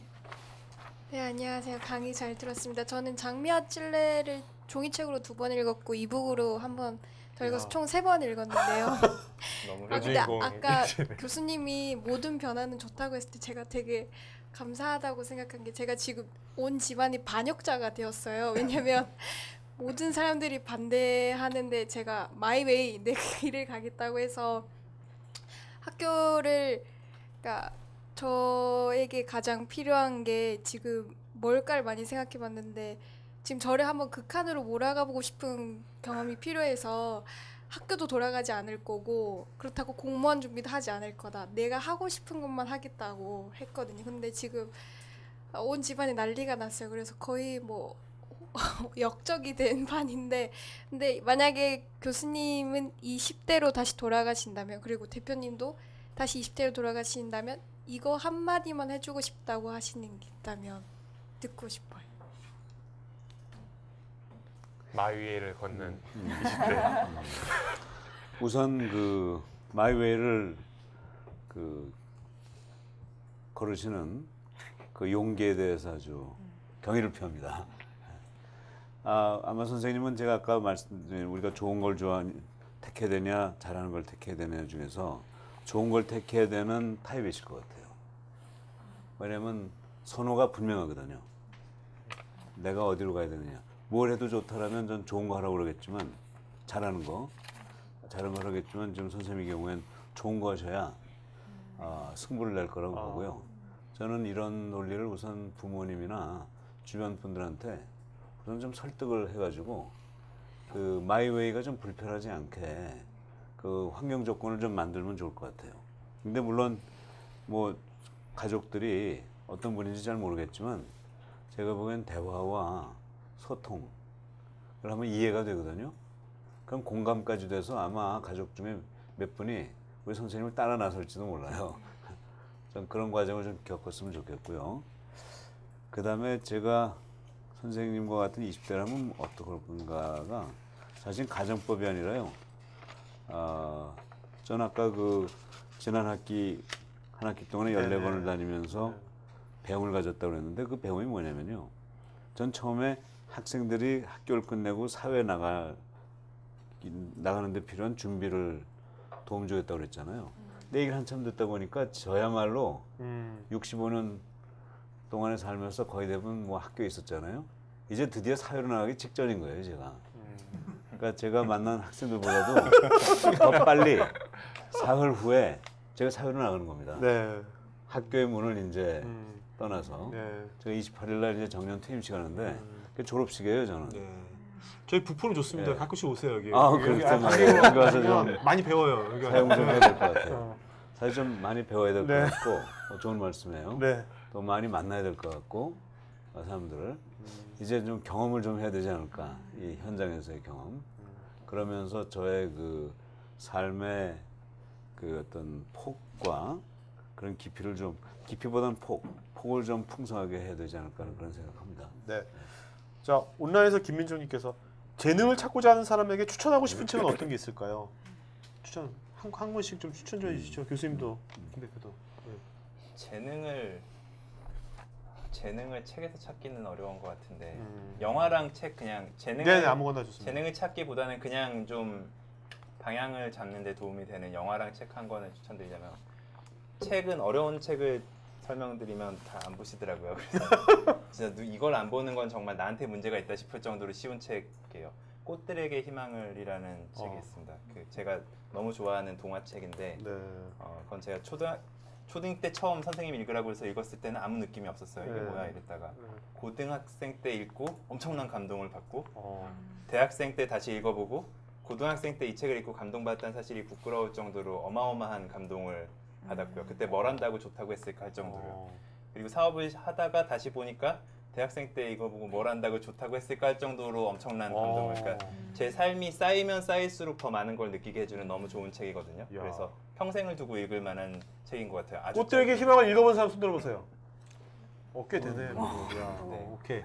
또 읽어보시면 또 다를 거예요. 그래서 그 책을 먼저 추천드리고 싶고 영화는 인도 영화인데 새 얼간이라고 굉장히 아까 재밌는 아리스웰. 네, 3시간짜리인데 3시간이 정말 하나도 지루하지 않은 너무너무 재밌는 영화가 있어서 그걸 보시면 좀 더 많은 도움이 되지 않을까 싶어요. 네. 교수님은 뭐 책 한 권 추천해 주신다면? 글쎄요, 저는 장미와 찔레는 뭐 기본이고요, 기본. 장미와 찔레 2도 기본이고. 투가 더 명작입니다. 네. 저도 개인적으로는 1보다 2가 더 나은 것 같아요. 근데 저는 이제 그 어릴 때는 사실 뭐 우리 때 무슨 책이 있었냐면 뭐 소년 뭐 문고들이 있었잖아요. 그러니까 그 무거운 책들을 아주 가볍게 해가지고 짧게 쓴 그런 책들. 까라마조프의 형제가 사실은 원전은 이런데 한 200페이지를 줄여서 한 그런 네. 책을 저는 많이 읽었어요. 네. 그래서 또 우리 때는 뭐 텔레비전이나 이런 게 별로 없었으니까 그런 무겁지만 가볍게 읽을 수 있는 책들을 꽤 많이 접했었는데 저는 비록 그 정말 무거운 책이지만 이렇게 짧게 줄이는 과정에서 그 책에 많은 내용이 사실 살아있다고 생각해요. 네. 그래서 저는 그런 책을 꽤 많이 읽었던 거라고 생각하는데 요새는 좀 오리지널한 걸 좀 읽어보겠다는 그런 마음이 사실 생겨요. 네네. 그래서 좀 거창하지만 그런 그 소위 클래식이라고 하는 고전들 있잖아요. 네. 그런 책들을 뭘 해도 좋으니까 뭐 예컨대 뭐 일리아드 오디세이 같은 서양 고전도 좋고 뭐 이 동양이라면 뭐 삼국지 같은 것도 물론 훌륭하죠. 그런 그 아주 오래 살아남은 그런 책들. 네. 어느 책이라도 좋으니까 그런 한 책을 처음부터 끝까지 꾸준히 한번 읽어보면 어떨까 그런 제안을 드리고 싶습니다. 자, 또 오프라인 질문하실 분 마이크 전달해 주시고요. 그 온라인에서 이정훈님께서 이정훈님께서 코멘트 주셨습니다. 이틀 후 정년 퇴임하시는 상황에 대해 학생들보다 4년 먼저 사회생활을 하게 된 것이라고 하시는 말씀 정말 큰 깨달음을 주십니다. 오늘 시청하게 된 건 행운입니다. 감사합니다. 네, 온라인에서. 네. 네. 저는 저번 학기 때 그 강연 오셔서 그때 같이 들었던 학생인데요. 그래요? 네. 어느 학교? 인하대학교 CU 맞아요. 특강이라고 거기서 들어서 오늘 마침 페이지에 보니까 조동성 교수님 오신다고 하셔서 밥도 안 먹고 이렇게 왔습니다. 네. 조금 이따 우리 같이 먹을 게 좀 준비돼 있죠? 네네네. 네, 그래서 이제 그때 교수님이 하신 말씀이 이제 젊은이들이 좀 창업을 했으면 좋겠다 그런 말씀하셔서 이제 그런 걸 반영하는 건 아니지만 대기업을 버리고 이렇게 3D 프린터 벤처 기업 쪽에서 지금 일을 하고 있습니다. 근데 이제 제가 묻고 싶은 거는 장미와 찔레 재밌게 보았는데 혹시 3권은 언제쯤 나올 예정인지 그리고 그 교수님 앞으로 구체적인 계획은 어떻게 되시는지가 궁금해요. 본인이 3권을 만들어 보세요 한번. 본인의 인생으로. 정말 우리 고 대표께서 좋은 아이디어 내셨는데 네. 저는 이제는 오픈 소스로 해가지고요 3권, 4권, 5권을 이제 뭐 우리 둘이 직접 만드는 것도 좋지만 여러분이 함께 참여해가지고 그렇죠. 다양한 시각에서 만드는 것도 좋을 것 같아요. 어떻게 보세요? 저는 원래 제가 쓸 생각이었지만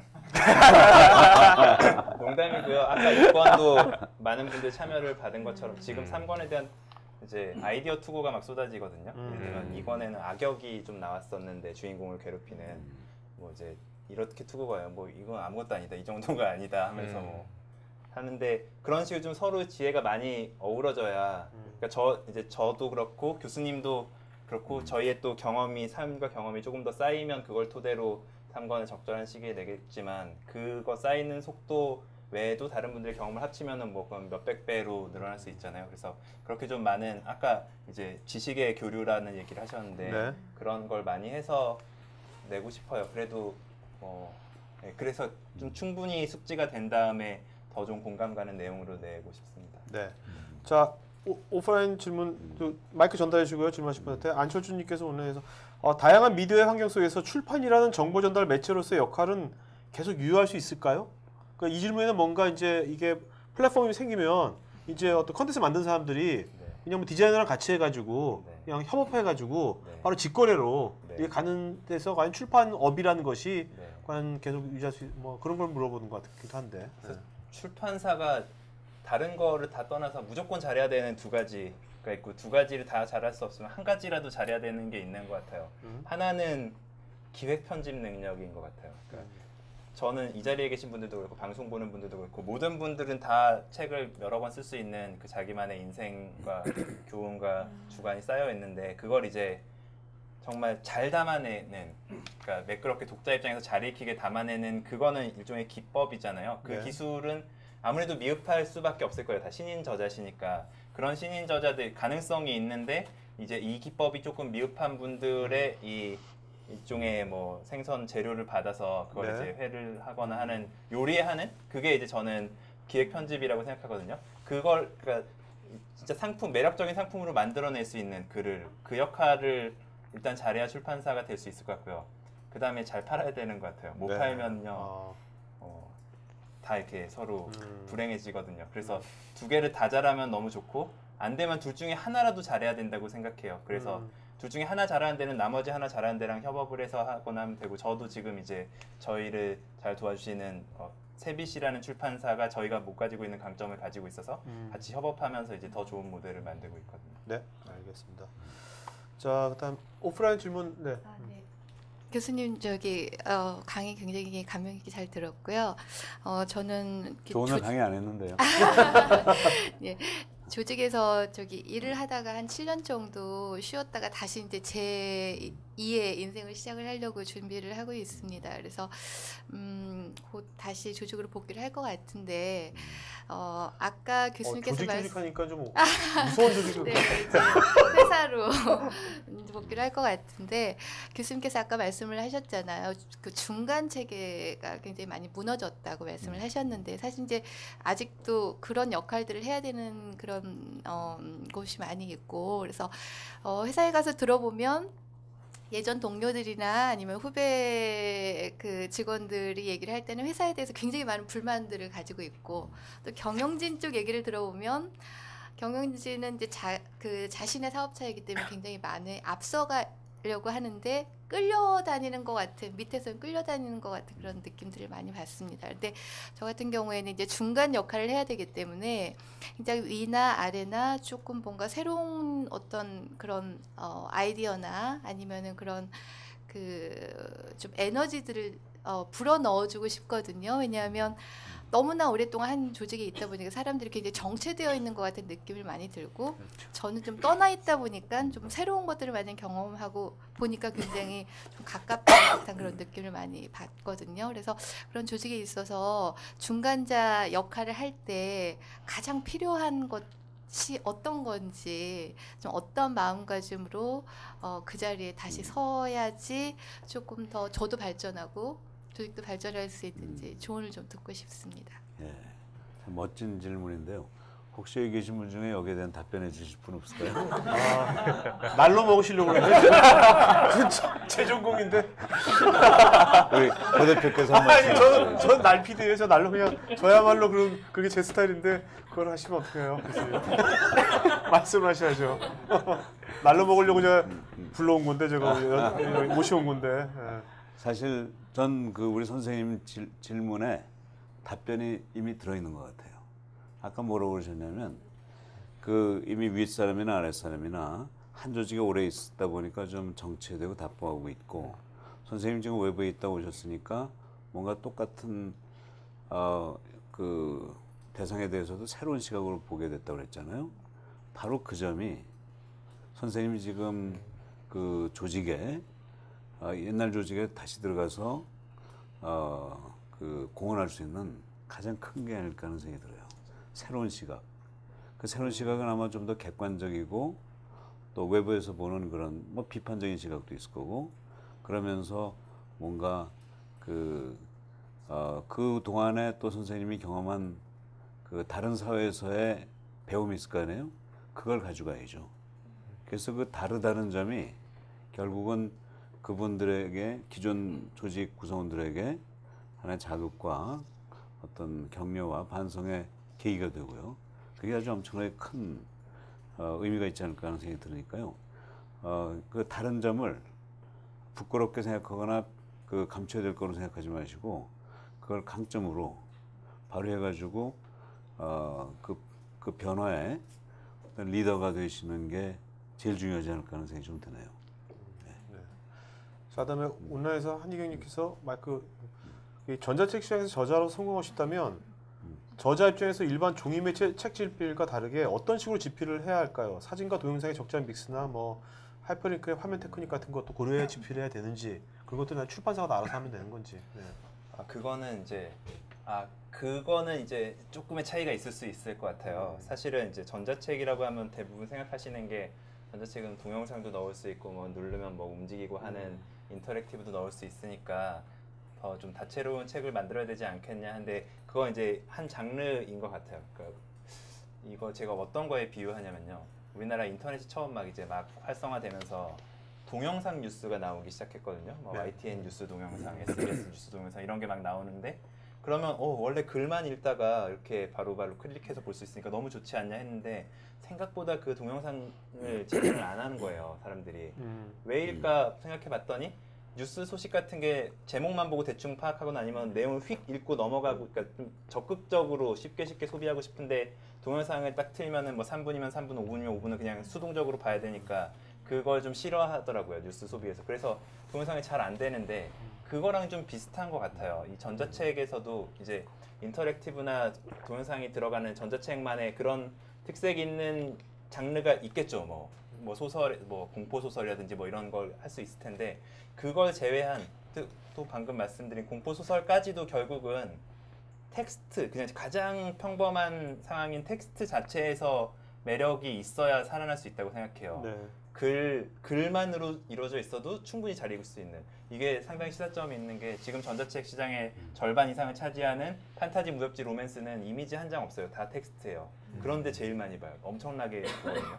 그러니까 글만으로도 충분한 매력을 가진 콘텐츠가 거기에 이런 게 얹어졌을 때 더 살아나는 거지.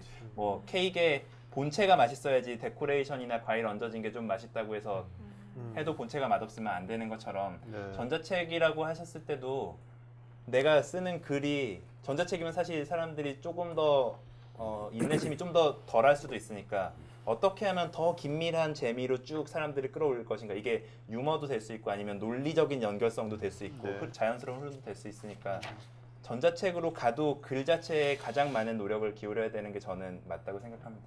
네, 알겠습니다. 네. 교수님 아까 그 말씀 중에 그 중간층이 이제 이렇게 문제도 되고 이제 빠진다 이러는데 중간층이세요 지금? 아니 저는 이제 근데 제가 보니까 우리나라의 그 IMF 이후에 그 사실 이제 많은 또 명태도 당하고 조직 구성이 되다 보니까 이제 건설업계로 보다 보면 중간층이 지금 현재 시점으로 보면 중간층이 굉장히 취약하고 문제가 또 있는 걸로 보이고요. 또 금융위기가 나가지고 요즘 이제 베이비붐 세대가 거의 한 56년부터 63, 4년생들이 작년에 거의 또 졸업을 많이 좀 하는 경우가 있거든요. 그러면 앞으로의 우리가 봤을 때 지금 산업화 이제 지금 현재 시대에 볼 때 중간층 문제가 있는데 앞으로도 지금 현재 우리나라 시점으로 봤을 때 앞으로도 그런 중간층이 더 심각할지 그래서 궁금합니다. 예, 저는 기본적으로요. 아까 조직이라는 말, 기업 뭐 이런 얘기하셨지만 앞으로 우리 미래가 어떤 모습으로 나타날지 정말 예측할 수가 없는데 저는 우리 과거 경험을 미래에 적용해 보면 미래 변화는 우리가 예상하는 것보다 훨씬 크게 옵니다. 그러니까 이 사람의 능력으로 예측할 수 있는 미래는 한계가 있거든요. 우리 틀 속에서 살기 때문에 미래는 훨씬 혁명적으로 와요. 창조적으로 오고. 그래서 예컨대 앞으로 10년 후에는 조직이란 단어가 없을지도 몰라요. 피라미드는커녕 아마 이 저 피자라는 개념도 없을지도 모릅니다. 네. 예. 그런 정도까지 우리가 상상을 하면서 미래에 어떤 변화가 오더라도 그 변화 위에서 우리가 가라앉지 않고 이렇게 높이 솟을 수 있는 그런 마음의 자세 항상 가져야 된다고 생각해요. 그럼 조직이란 것이 네. 없다면 사람만 남는 겁니까? 그렇게 볼 수 있는 겁니까? 뭐 사람이 남을 수도 있고 사람과 사람 간의 관계만 남을 수도 있고 관계. 그렇죠. 네. 예. 또 그 이후에 뭐 형이상황만 남을 수도 네. 있고. 그럼 그런 데 있어서 우리들 여기 보면 다 이제 뭐 중간 관리자들도 굉장히 많지 않습니까? 현재로서는 네. 우리가 네. 지금 있을 때 현재 그 중간 관리자에 있는 분들은 지금 어떤 그걸 위해서 어떤 스킬 아니면 어떤 것을 지금부터 뭔가 어떤 능력을 지금부터 배양해야 될까요? 예. 제가 뭐 여러분 한 분 한 분에 대한 장래를 뭐 예언한다든가 또는 뭐 충고해 드릴 수 있는 능력은 사실 없고요. 저 자신의 지금 갈 길도 막막하니까. 아까 우리 인하대학에서 저 오신 분이 지금 제가 무슨 준비를 하고 있냐는 얘기를 다시 하셨잖아요. 사실 전 그 질문에 대해서 준비하고 있는데 이제 휙 넘어가서 다행이긴 한데. 근데 사실 그게 저한테 고민이에요. 똑같은 고민이죠. 근데 저는 지금 이런 생각을 하고 있어요. 이런 거죠. 예컨대 지금 앞으로 저한테 다가올 미래를 제가 위협적인 거로 볼 거냐 아니면 기회로 볼 거냐. 당연히 기회로 봐야죠. 네. 그러니까 저는 이 서울대학교 안에 있었으면은 경험하지 못할 새로운 미래를 경험할 수 있는 아주 절호의 기회를 가지고 있는 거예요. 그리고 그 가능성의 범위는 무한한 거죠. 이제 저는 뭘 해도 돼요. 뭘 해도 뭐 자유가 있죠, 사실. 그래서 여러 가지 길이 있어요, 저한테 사실. 전 뭐 우리 김 대표를 따라서 전업 소설가가 될 수도 있고, 네. 예? 또 전 옛날부터 그림 그리는 걸 좀 좋아해서 뭐 전업 화가가 될 수도 있고, 뭐 사실 꼭 돈 벌어야 되는 것도 아니잖아요. 저는 네. 이제 뭐 연금도 있고 말이죠. 그러니까 뭐 그런 다양한 길이 있는데요. 또 사실은 저는 뭘 하고 싶었냐면, 저는 이제 공부하는 길을 갔지만 지금 만일 다시 여러분과 같은 사람이라면 저는 창업하고 싶어요, 사실. 예. 근데 또 못할 것도 없죠, 뭐 제가 지금. 예, 그런 것도 가능하고 또 저는 뭐 예컨대 중국은 사실 뭐 무한한 미래가 있는 가능성이 있는 곳이거든요. 그러니까 한국에서의 경험을 하나의 뭐랄까요, 이 준비 운동을 생각해가지고 한국보다 30배, 100배 큰 중국 시장에서 정말 진짜 게임을 벌일 수도 있죠. 네, 그렇죠. 예. 전 그래서 2년 전에 중국 가서 4개월 동안 중국어 공부했어요. 예. 뭐 그런 것도 가능하고. 그런데 무엇을 하든지 간에 제가 어떤 길에 관계없이 가져야 될 자세가 저한테는 좀 느껴져요. 그게 뭐냐면 저는 지금까지 사회과학이죠, 경영은. 근데 자연과학도 있고 뭐 사회과학도 있고 여러 과학도 있지만 뭐 학문했으니까 저는 과학도 아니었습니까? 그러니까 과학을 한 거예요, 지금까지. 근데 요새 저는 과학이 가지고 있는 그 강점과 함께 한계점이 좀 느껴져요. 이게 뭐냐면 저는 이제 의사결정을 할 때 항상 C줄과 날줄이 교차하는 곳에서 확실한 답이 있다 이런 생각을 합니다. 그러니까 두 개의 C줄 가지고 나오는 답은 뭔가 미덥진 않더라고요. 근데 C줄과 날줄이 부딪히는 곳에서 나오는 답은 거의 틀림이 없어요. 네. 그래서 저도 이제 제가 앞으로 무엇을 하건 C줄로 접근하는 것과 날줄로 접근하는 교차점에서 뭔가 해야 되겠다. 그러면 틀림이 없을 거다. 저한테 남은 인생을 어떻게 사냐가 굉장히 중요하잖아요, 저한테는. 네. 근데 이 C줄과 날줄 다른 시각으로 또 보면 이게 디지털하고 애날로그예요. 애날로그 시대에서 디지털로 옮겨갔다 그러지만 전 그렇게 보진 않고 애날로그만 가지고 있던 시대에서 이제는 애날로그와 디지털을 동시에 이용할 수 있는 시대로 옮겨왔다. 그러니까 애날로그가 없어진 게 아니라 애날로그에 디지털을 추가한, 네. 애날로그는 아직도 살아있는 중요한 말씀이시죠. 그런 개념으로 좀 봐져요. 그래서 저는 애날로그와 디지털을 동시에 적용하는 삶을 살고 싶어요. 근데 이 과학은 다분히 디지털입니다. 근데 그런 과학에다가 이 애날로그라는 축을 또 하나 세워가지고 앞으로 나아갈 삶이 제가 뭘까 하고 생각해봤더니요.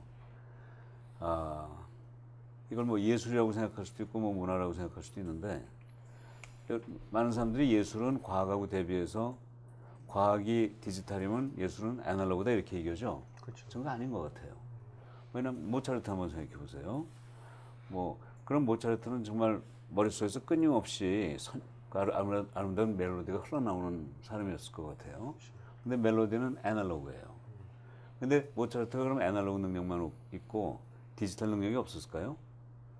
정말 그 프린터도 없고 컴퓨터 물론이고 그런 시대에 멜로디 한 개를 가지고 40분짜리 심포니 오케스트라를 만드는데 거기에 소위 콩나물 대가리가 몇 개가 들어가 있겠어요? 수만 개가 들어갈 거라고요. 근데 물론 약간의 실수도 있지만 거의 그 음악은 사실 그 반복과 확장과 이런 게 끊임없이 교차되면서 이루어지는 건데 엄청난 디지털 능력이 필요한 분야입니다. 예컨대 애날로그만 가지고는 절대로 하나의 선율을 끊임없이 반복 확장하는 심포니 오케스트라 만들 수가 없어요. 진짜 그렇네요. 저는 양쪽이 다 강하다고 그 두 개가 다 강한 사람이라고 생각해요.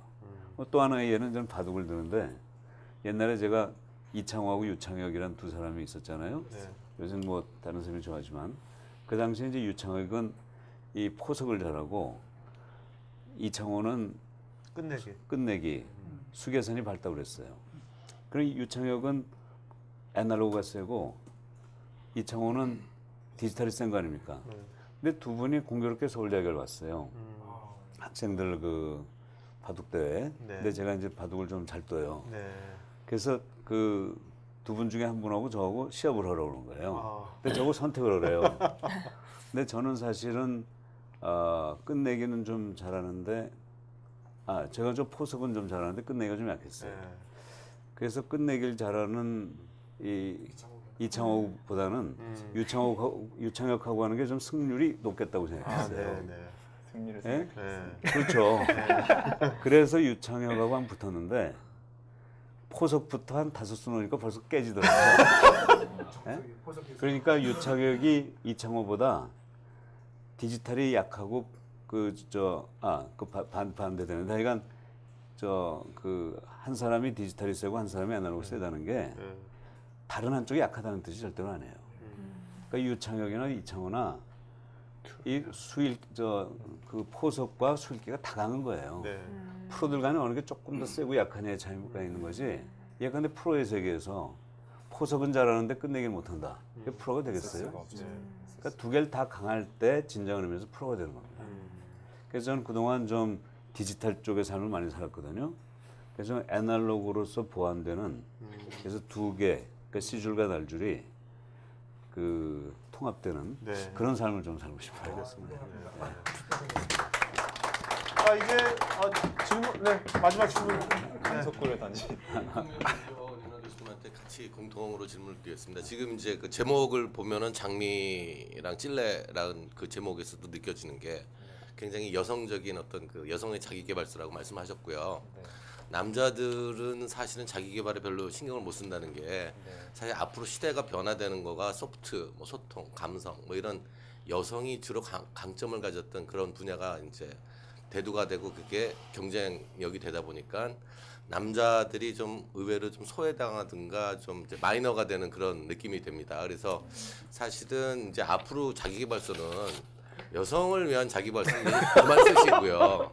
남성을 위한 자기발서를 써줬으면 좋겠는데 어떤 식으로 이제 남자들이 이제 이 사회의 변화하는 이 빅뱅 사회에 적응하려면 어떻게 하면 좋겠냐. 그러니까 뭐 대통령을 섬기는 그 남자들 많잖아요. 그럼 이제 여성을 섬기는 남자들이 될 거냐 말 거냐서부터 해가지고 굉장히 그 많은 얘기가 풀릴 수 있을 것 같아요. 뭐 제목도 이를테면 뭐 사자가 될 거냐, 뭐 귀여움받는 강아지가 될 거냐서부터 해서 뭐 그런 관점에서 한번 좀 생각을 해보시면 좋을 것 같은데 뭐 그런 관점을 한번 말씀해 주세요. 또 어려운 질문이니까 교수님이 먼저 그 사자와 귀여운 강아지는 그 다음번 쓸 책에 아주 좋은 제목이 될 것 같은데요. 네. 선생님 한번 써보시면 어떠실까요? 저분 지금 귀여운 강아지 생활을 하고 있습니다. 저분. 그러세요. 네. 아 정말 근데 예. 근데 정말 맞아요. 좋은 멘트를 주신 것 같아요. 그런 것 예. 같아요. 그래서 남성을 위한 자기개발 맞아. 가 필요할 것 같아요. 그러니까 남자들이 자기개발을 안 한다는 게 아니라 해도 자기 잘하는 게 아니니까 이런 소프트 소통, 감성 이런 것들이 그러니까 아예 흥미가 안 갈 수도 있거든요. 그렇죠. 이제 그런 부분을 어떻게 좀 풀어주셔야지 남자들이 계속 이제 뒤로 안 밀린다고요. 그러니까 사실은 뭐 다 상품이 다 마찬가지일 텐데 마케팅에서는 타겟을 좁히는 게 상당히 중요한 것 같아요. 그러니까 아까 제가 그 저자들 글 쓸 때 보면 예를 들면 뭐 조정래 작가님이나 황석영 작가님 이런 이제 대가는 글이란 무엇인가 이런 책을 쓸 수 있어요. 대가이기 때문에 그런 분들이 이제 모든 사람을 위한 걸 쓸 수 있는데 그런 분이 아닌 작가나 이제 그런 저자는 글이란 무엇인가 쓰면 안 돼요. 예를 들면 제가 글이란 무엇인가 이건 말도 안 되는 거 있을 수가 없는 일이고요. 뭐 기획서 잘 쓰는 법 이런 거는 가능할 수 있어요. 그러니까 신인일 때는 그리고 초급 저자일 때는 쪼개서 타겟을 해야 이제 생존할 수 있기 때문에 그래서 이제 저희도 이 책을 낼 때 뭐 물론 모든 사람 여기에서 여자만 적용하고 남자는 적용하지 말아라 이럴 리는 없잖아요. 그렇지만 조금 여성 독자나 이런 쪽에 맞춘 거는 이제 그쪽 타겟을 누가 잡지 않았었기 때문에 거기가 비어 있었고 그 부분이 시장이 클 거라고 생각해서 한 거고 사실 교훈 자체는 크게 달라지진 않을 것 같아요. 뭐 이제 약간의 뭐 그건 있겠지만 그래서 저는 뭐랄까 남자분들 그러니까 원점으로 돌아가서 남자분들이 굉장히 힘들어 하시는 것 같고 실제로 저희도 이제 이력서나 면접 같은 걸 이제 받아보고 보면은 같은 스펙이면 여자분이 더 우수한 것 같아요. 평균적으로 요즘 그런 게 좀 느껴지거든요. 그리고 옛날에 남자분들이 가지고 계셨던 강점이 이제 뭐 야근 막 많이 하고 막 술 막 먹으면서 막 이렇게 힘든 상황에 같이 있어주고 이런 거였는데 요즘은 그런 시대가 아니잖아요. 저희 회식을 저녁에 절대 안 하거든요. 저희 점심 때 해요 회식을. 저녁은 언제나 가족과. 그래서 요즘은 그러니까 뭐 야근한다고 인정하는 때도 아니고 같이 밤샌다고 인정해주는 시기도 아니니까 뭐랄까 그럼 여자분들이 왜 잘 됐느냐 더 나아가서는 그럼 선진국들은 왜 잘 됐느냐 보면 이제 그것도 교수님이 저한테 많이 해주신 얘기인데 핀란드나 이런 데 가보면은 뭐 5시에 퇴근하는데도 불구하고 막 생산성이 저희보다 훨씬 높다는 거예요. 그게 보니까 일의 밀도인 것 같아요. 밀도와 집중력. 그러니까 같은 1시간에 일하는데 슬렁슬렁 하는 게 아니라 정말 밀도 있게 하는 거죠. 그래서 여자분들이 잘 하시는 것도 아마 밀도와 집중력일 거라 생각해요. 뭐 인터넷 쇼핑하고 이런 분들을 제외하면.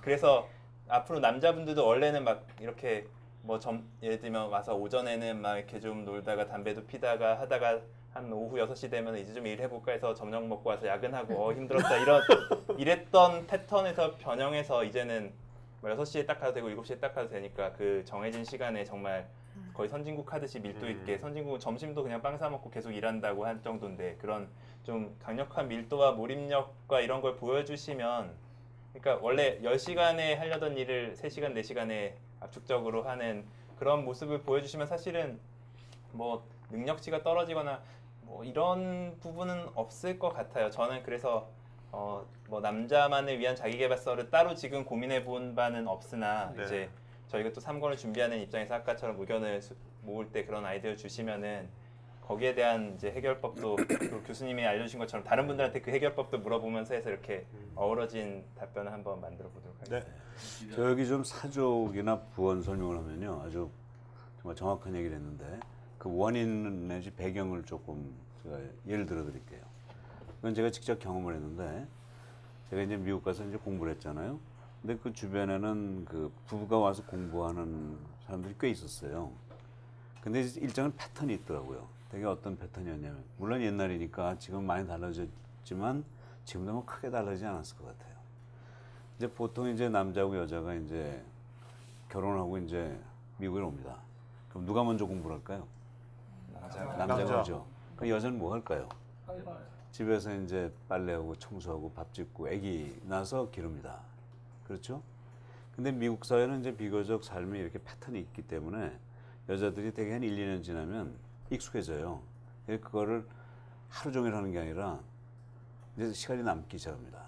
그러면 한 1년, 2년 지난 다음엔 여자도 그 같은 동네에 같은 대학이나 또는 뭐 약간 조금 떨어지는 대학에 또 멀리 갈 수는 없으니까 여자가 실력이 있다 할지라도 그 주변에서 찾으니까 남자보다 조금 덜 좋은 대학을 찾게 돼요. 그래서 박사과정을 시작합니다. 그런데 이제 남자는 되게 어떻게 하냐면 아침 8시에 학교 가가지고 밤 8시까지 12시간 있는 거예요. 근데 남자들의 삶을 한번 생각해 보세요. 아침에 학교 가서 컴퓨터 여는데 2시간 걸리죠, 되게. 그래 열면 또 뭐 게임 한두 시간 또 해야 될 거 아니에요. 그러다 보면 뭐 친구 오면 담배 한 대 하시고 담배 한 대 피고 점심 되면 이제 뭐 가서 먹고 오후에 잠깐 뭐 눈 조금 붙이고 12시간이 있지만 실제로 공부하는 시간 2시간밖에 못 합니다. 그러니까 시간을 그냥 물처럼 낭비하는 거예요, 남자는. 여자가 그 다 이렇게 조건을 만들어주는 조건 하에서 정말 그 집에서는 남자가 12시간 가서 공부하는 걸 그 속을지 모르지만 실제 남자는 그렇게 밀도 있게 공부를 못해요. 몰입을 못해요. 근데 여자는 이제 그런 걸 다 하면서 공부를 하러 가잖아요. 그럼 학교에 4시간밖에 못 가요. 집에서 할 일이 많으니까. 대신 그 4시간은 밀도 있게 합니다. 그럼 12시간 가서 2시간 하는 거하고 4시간 가서 4시간 하는 거하고 어느 쪽이 생산성이 높겠어요? 4시간에서 4시간. 그러니까 결과적으로 여자가 조금 늦게 시작하는데 공부를 같이 끝내거나 여자가 더 빨리 끝내요. 박사를 오히려. 그렇죠. 그리고 같이 이제 한국으로 와보세요. 자, 여자는 사회적으로 엄청 찔려 지금. 희소 가치가 있잖아요. 희소 가치가 있고 남자는 상대적으로 경쟁이 심하고. 그러니까 사회적으로 여자가 앞서는 거예요. 그러니까 결과적으로 지금 아까 얘기한 대로 여성들은 시간을 굉장히 절약해서 효율적으로 쓰는 거를 체질적으로 습득을 합니다. 근데 남자는 그런 조건이 안 돼 있어요. 그러니까 그 좋은 기회를 주기 때문에 결과적으로 방만하게 시간을 쓰는 거예요. 그래서 저는 구조적으로 이 남자가 경쟁력을 가지려면요, 정말 그 남녀가 같은 아기를 뭐 낳지 못해도 적어도 기저귀는 입양을 같이 해줘야 되고, 저는 같은 역할 분담을 하면서 그 같이 시간을 쪼개서 사는 습관을 그 정말 초기부터 갖춰야 된다고 생각해요. 예. 저는 정도면 지금 공 하나 던지세요. 솔직히 저는 어땠냐면요, 저희 집사람이 아마 저 증명을 해줄 것 같은데 집사람이 그 일을 다 했어요. 저는 좀 그 가정 육아 이런 데는 저희 집사람이 다 했고, 대신 저는 이제 한 가지 그 좋은 조건이 있었어요. 그건 뭐냐면 제 주변에는 좀 유복해가지고 모든 그 경제적인 조건을 집에서 대주는 사람들이 많이 와 있었어요. 그러다 보니까 주말에는 다 저한테 연락해가지고 놀러 가자는 거예요. 뭐 어디 야외 뭐 바비큐 가고 극장 가고 뭐 영화 가고. 근데 저는 가서 아르바이트를 해야 되거든요. 그러니까 제가 같은 동네에서 못 살았어요. 왜냐면 그걸 안 끼면은 뭐 이상하게 따로 논다고 오해를 받아서. 그래서 전 그 보스턴의 그 하버드에서 26마일 떨어진 베드포드라는 데 멀리 가서 살았어요.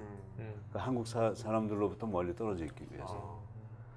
그러면서 저는 그 저희 집 사람은 그런 가정일 육아를 할 때 전 돈을 벌었죠.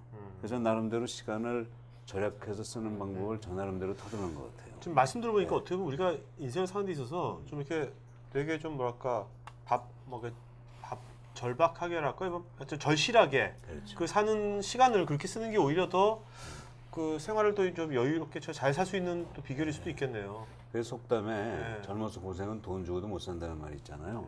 정경은 100% 맞는 말인 것 같아요. 유복한 부모를 만나서 편하게 지내는 게 결코 좋은 게 아닙니다. 공감. 네네. 엉뚱한 건데. 빨리. 그 역사 소설을 쓰셨는데요. 마이크. 안중근 의사가 이토 쏟아. 이토 히로부미 안중근을 쏟아. 맞아. 이토. 맞죠. 예. 이게 좀 생뚱맞은데요. 그러니까 좀 그 원래 하시는 일하고 좀 이렇게 벗어난 걸 하셨는데 무슨 특별한 이유가 있으셨는지. 그거는 사실은 내용 아시면 벗어나지가 않았는데, 조동성 교수님이 안중근 장군의 모친인 조마리아 여사의 후손이시거든요. 네, 그래서 이제 이제 후손이니까 들으실 수 있었던 내용과 이제 그리고 저희 공저자가 한 명 더 있어요. 이태진 교수님이라고 얼마 전까지 국사편찬위원장 하시고 서울대에서 이제 역사학자이신 교수님, 이제 역사학자로서 아시는 내용과 그런 걸 이제 거기에 굉장히 좀 사람들한테 알릴 만한 의미가 있는 네. 중요한 메시지가 있어서 그 얘기를 좀 소설을 만들어 보자 하고 저한테 이제 얘기를 해주셔서 제가 두 분의 가르침을 받고 그걸 좀 소설화한 아주 짧은 소설입니다. 네. 그래서 뭐 생뚱맞지 않죠. 교수님이 너무 잘 알고 계시는 내용을 소개하는 거죠. 네. 저 가정사를 소설 형식인데 사실 이건 소설이 아니라 거의 실화입니다. 비극적인 네. 책이죠. 한번 좀 볼만하겠네요, 진짜. 네. 네. 자, 그러면 오늘 너무 이제 열기해가지고 여기까지 이제 맞추겠습니다. 진행 맞추겠고요. 다음 주 방송 안내해드리겠습니다. 다음 주는 이제 어떻게 일하면 성장할 것인가. 전영민 저자님, 이분은 이제 롯데 인재개발원 이제 원장님이신가요? 하여튼 거기 계신 분이고요. 그 다음에 3월 12일 날은 리스폰서블 컴퍼니 파타고니아. 저번에 여러분들 그 우리 북포럼 특집 책 관련돼 가서 장인영 대표님, 그 출판사 대표님이시죠? 조영로 저분들이 역자세요. 역자로 해가지고 이 회사 되게 아주 미국에서 아주 쿨 컴퍼니라고 아주 인정받는 회사고요. 그다음에 저희가 북포럼이 지금 여기뿐만 아니라 안산, 대전, 3월 19일 날은 이제 안산에서는 중소기업 연수에서는 페이스북 장사의 신, 대전에서는 오동수 저자 이제 크로아티아 여행 바이블 있고. 자, 오늘도 많은 분들이 이제 북포럼 그룹에서 지금 이제 좋은 의견들 또 느낌들 써주셔가지고 아주 좋은 지금 댓글이 지금 한 40몇 개 달려 있거든요. 그래서 오늘 아주 좋은 이제 시간이 된 것 같고요. 자, 여러분들 오늘 그 수고하신 그 MC 분들한테 먼저 박수 부탁드리겠습니다. 자, 그리고 자, 오늘 그 먼저 조동수 교수님 간단히 인사 한번 하시고 말씀해 주시죠. 네, 고맙습니다. 저는 사실 오늘 또 다시 여러분한테 많은 걸 배웠어요.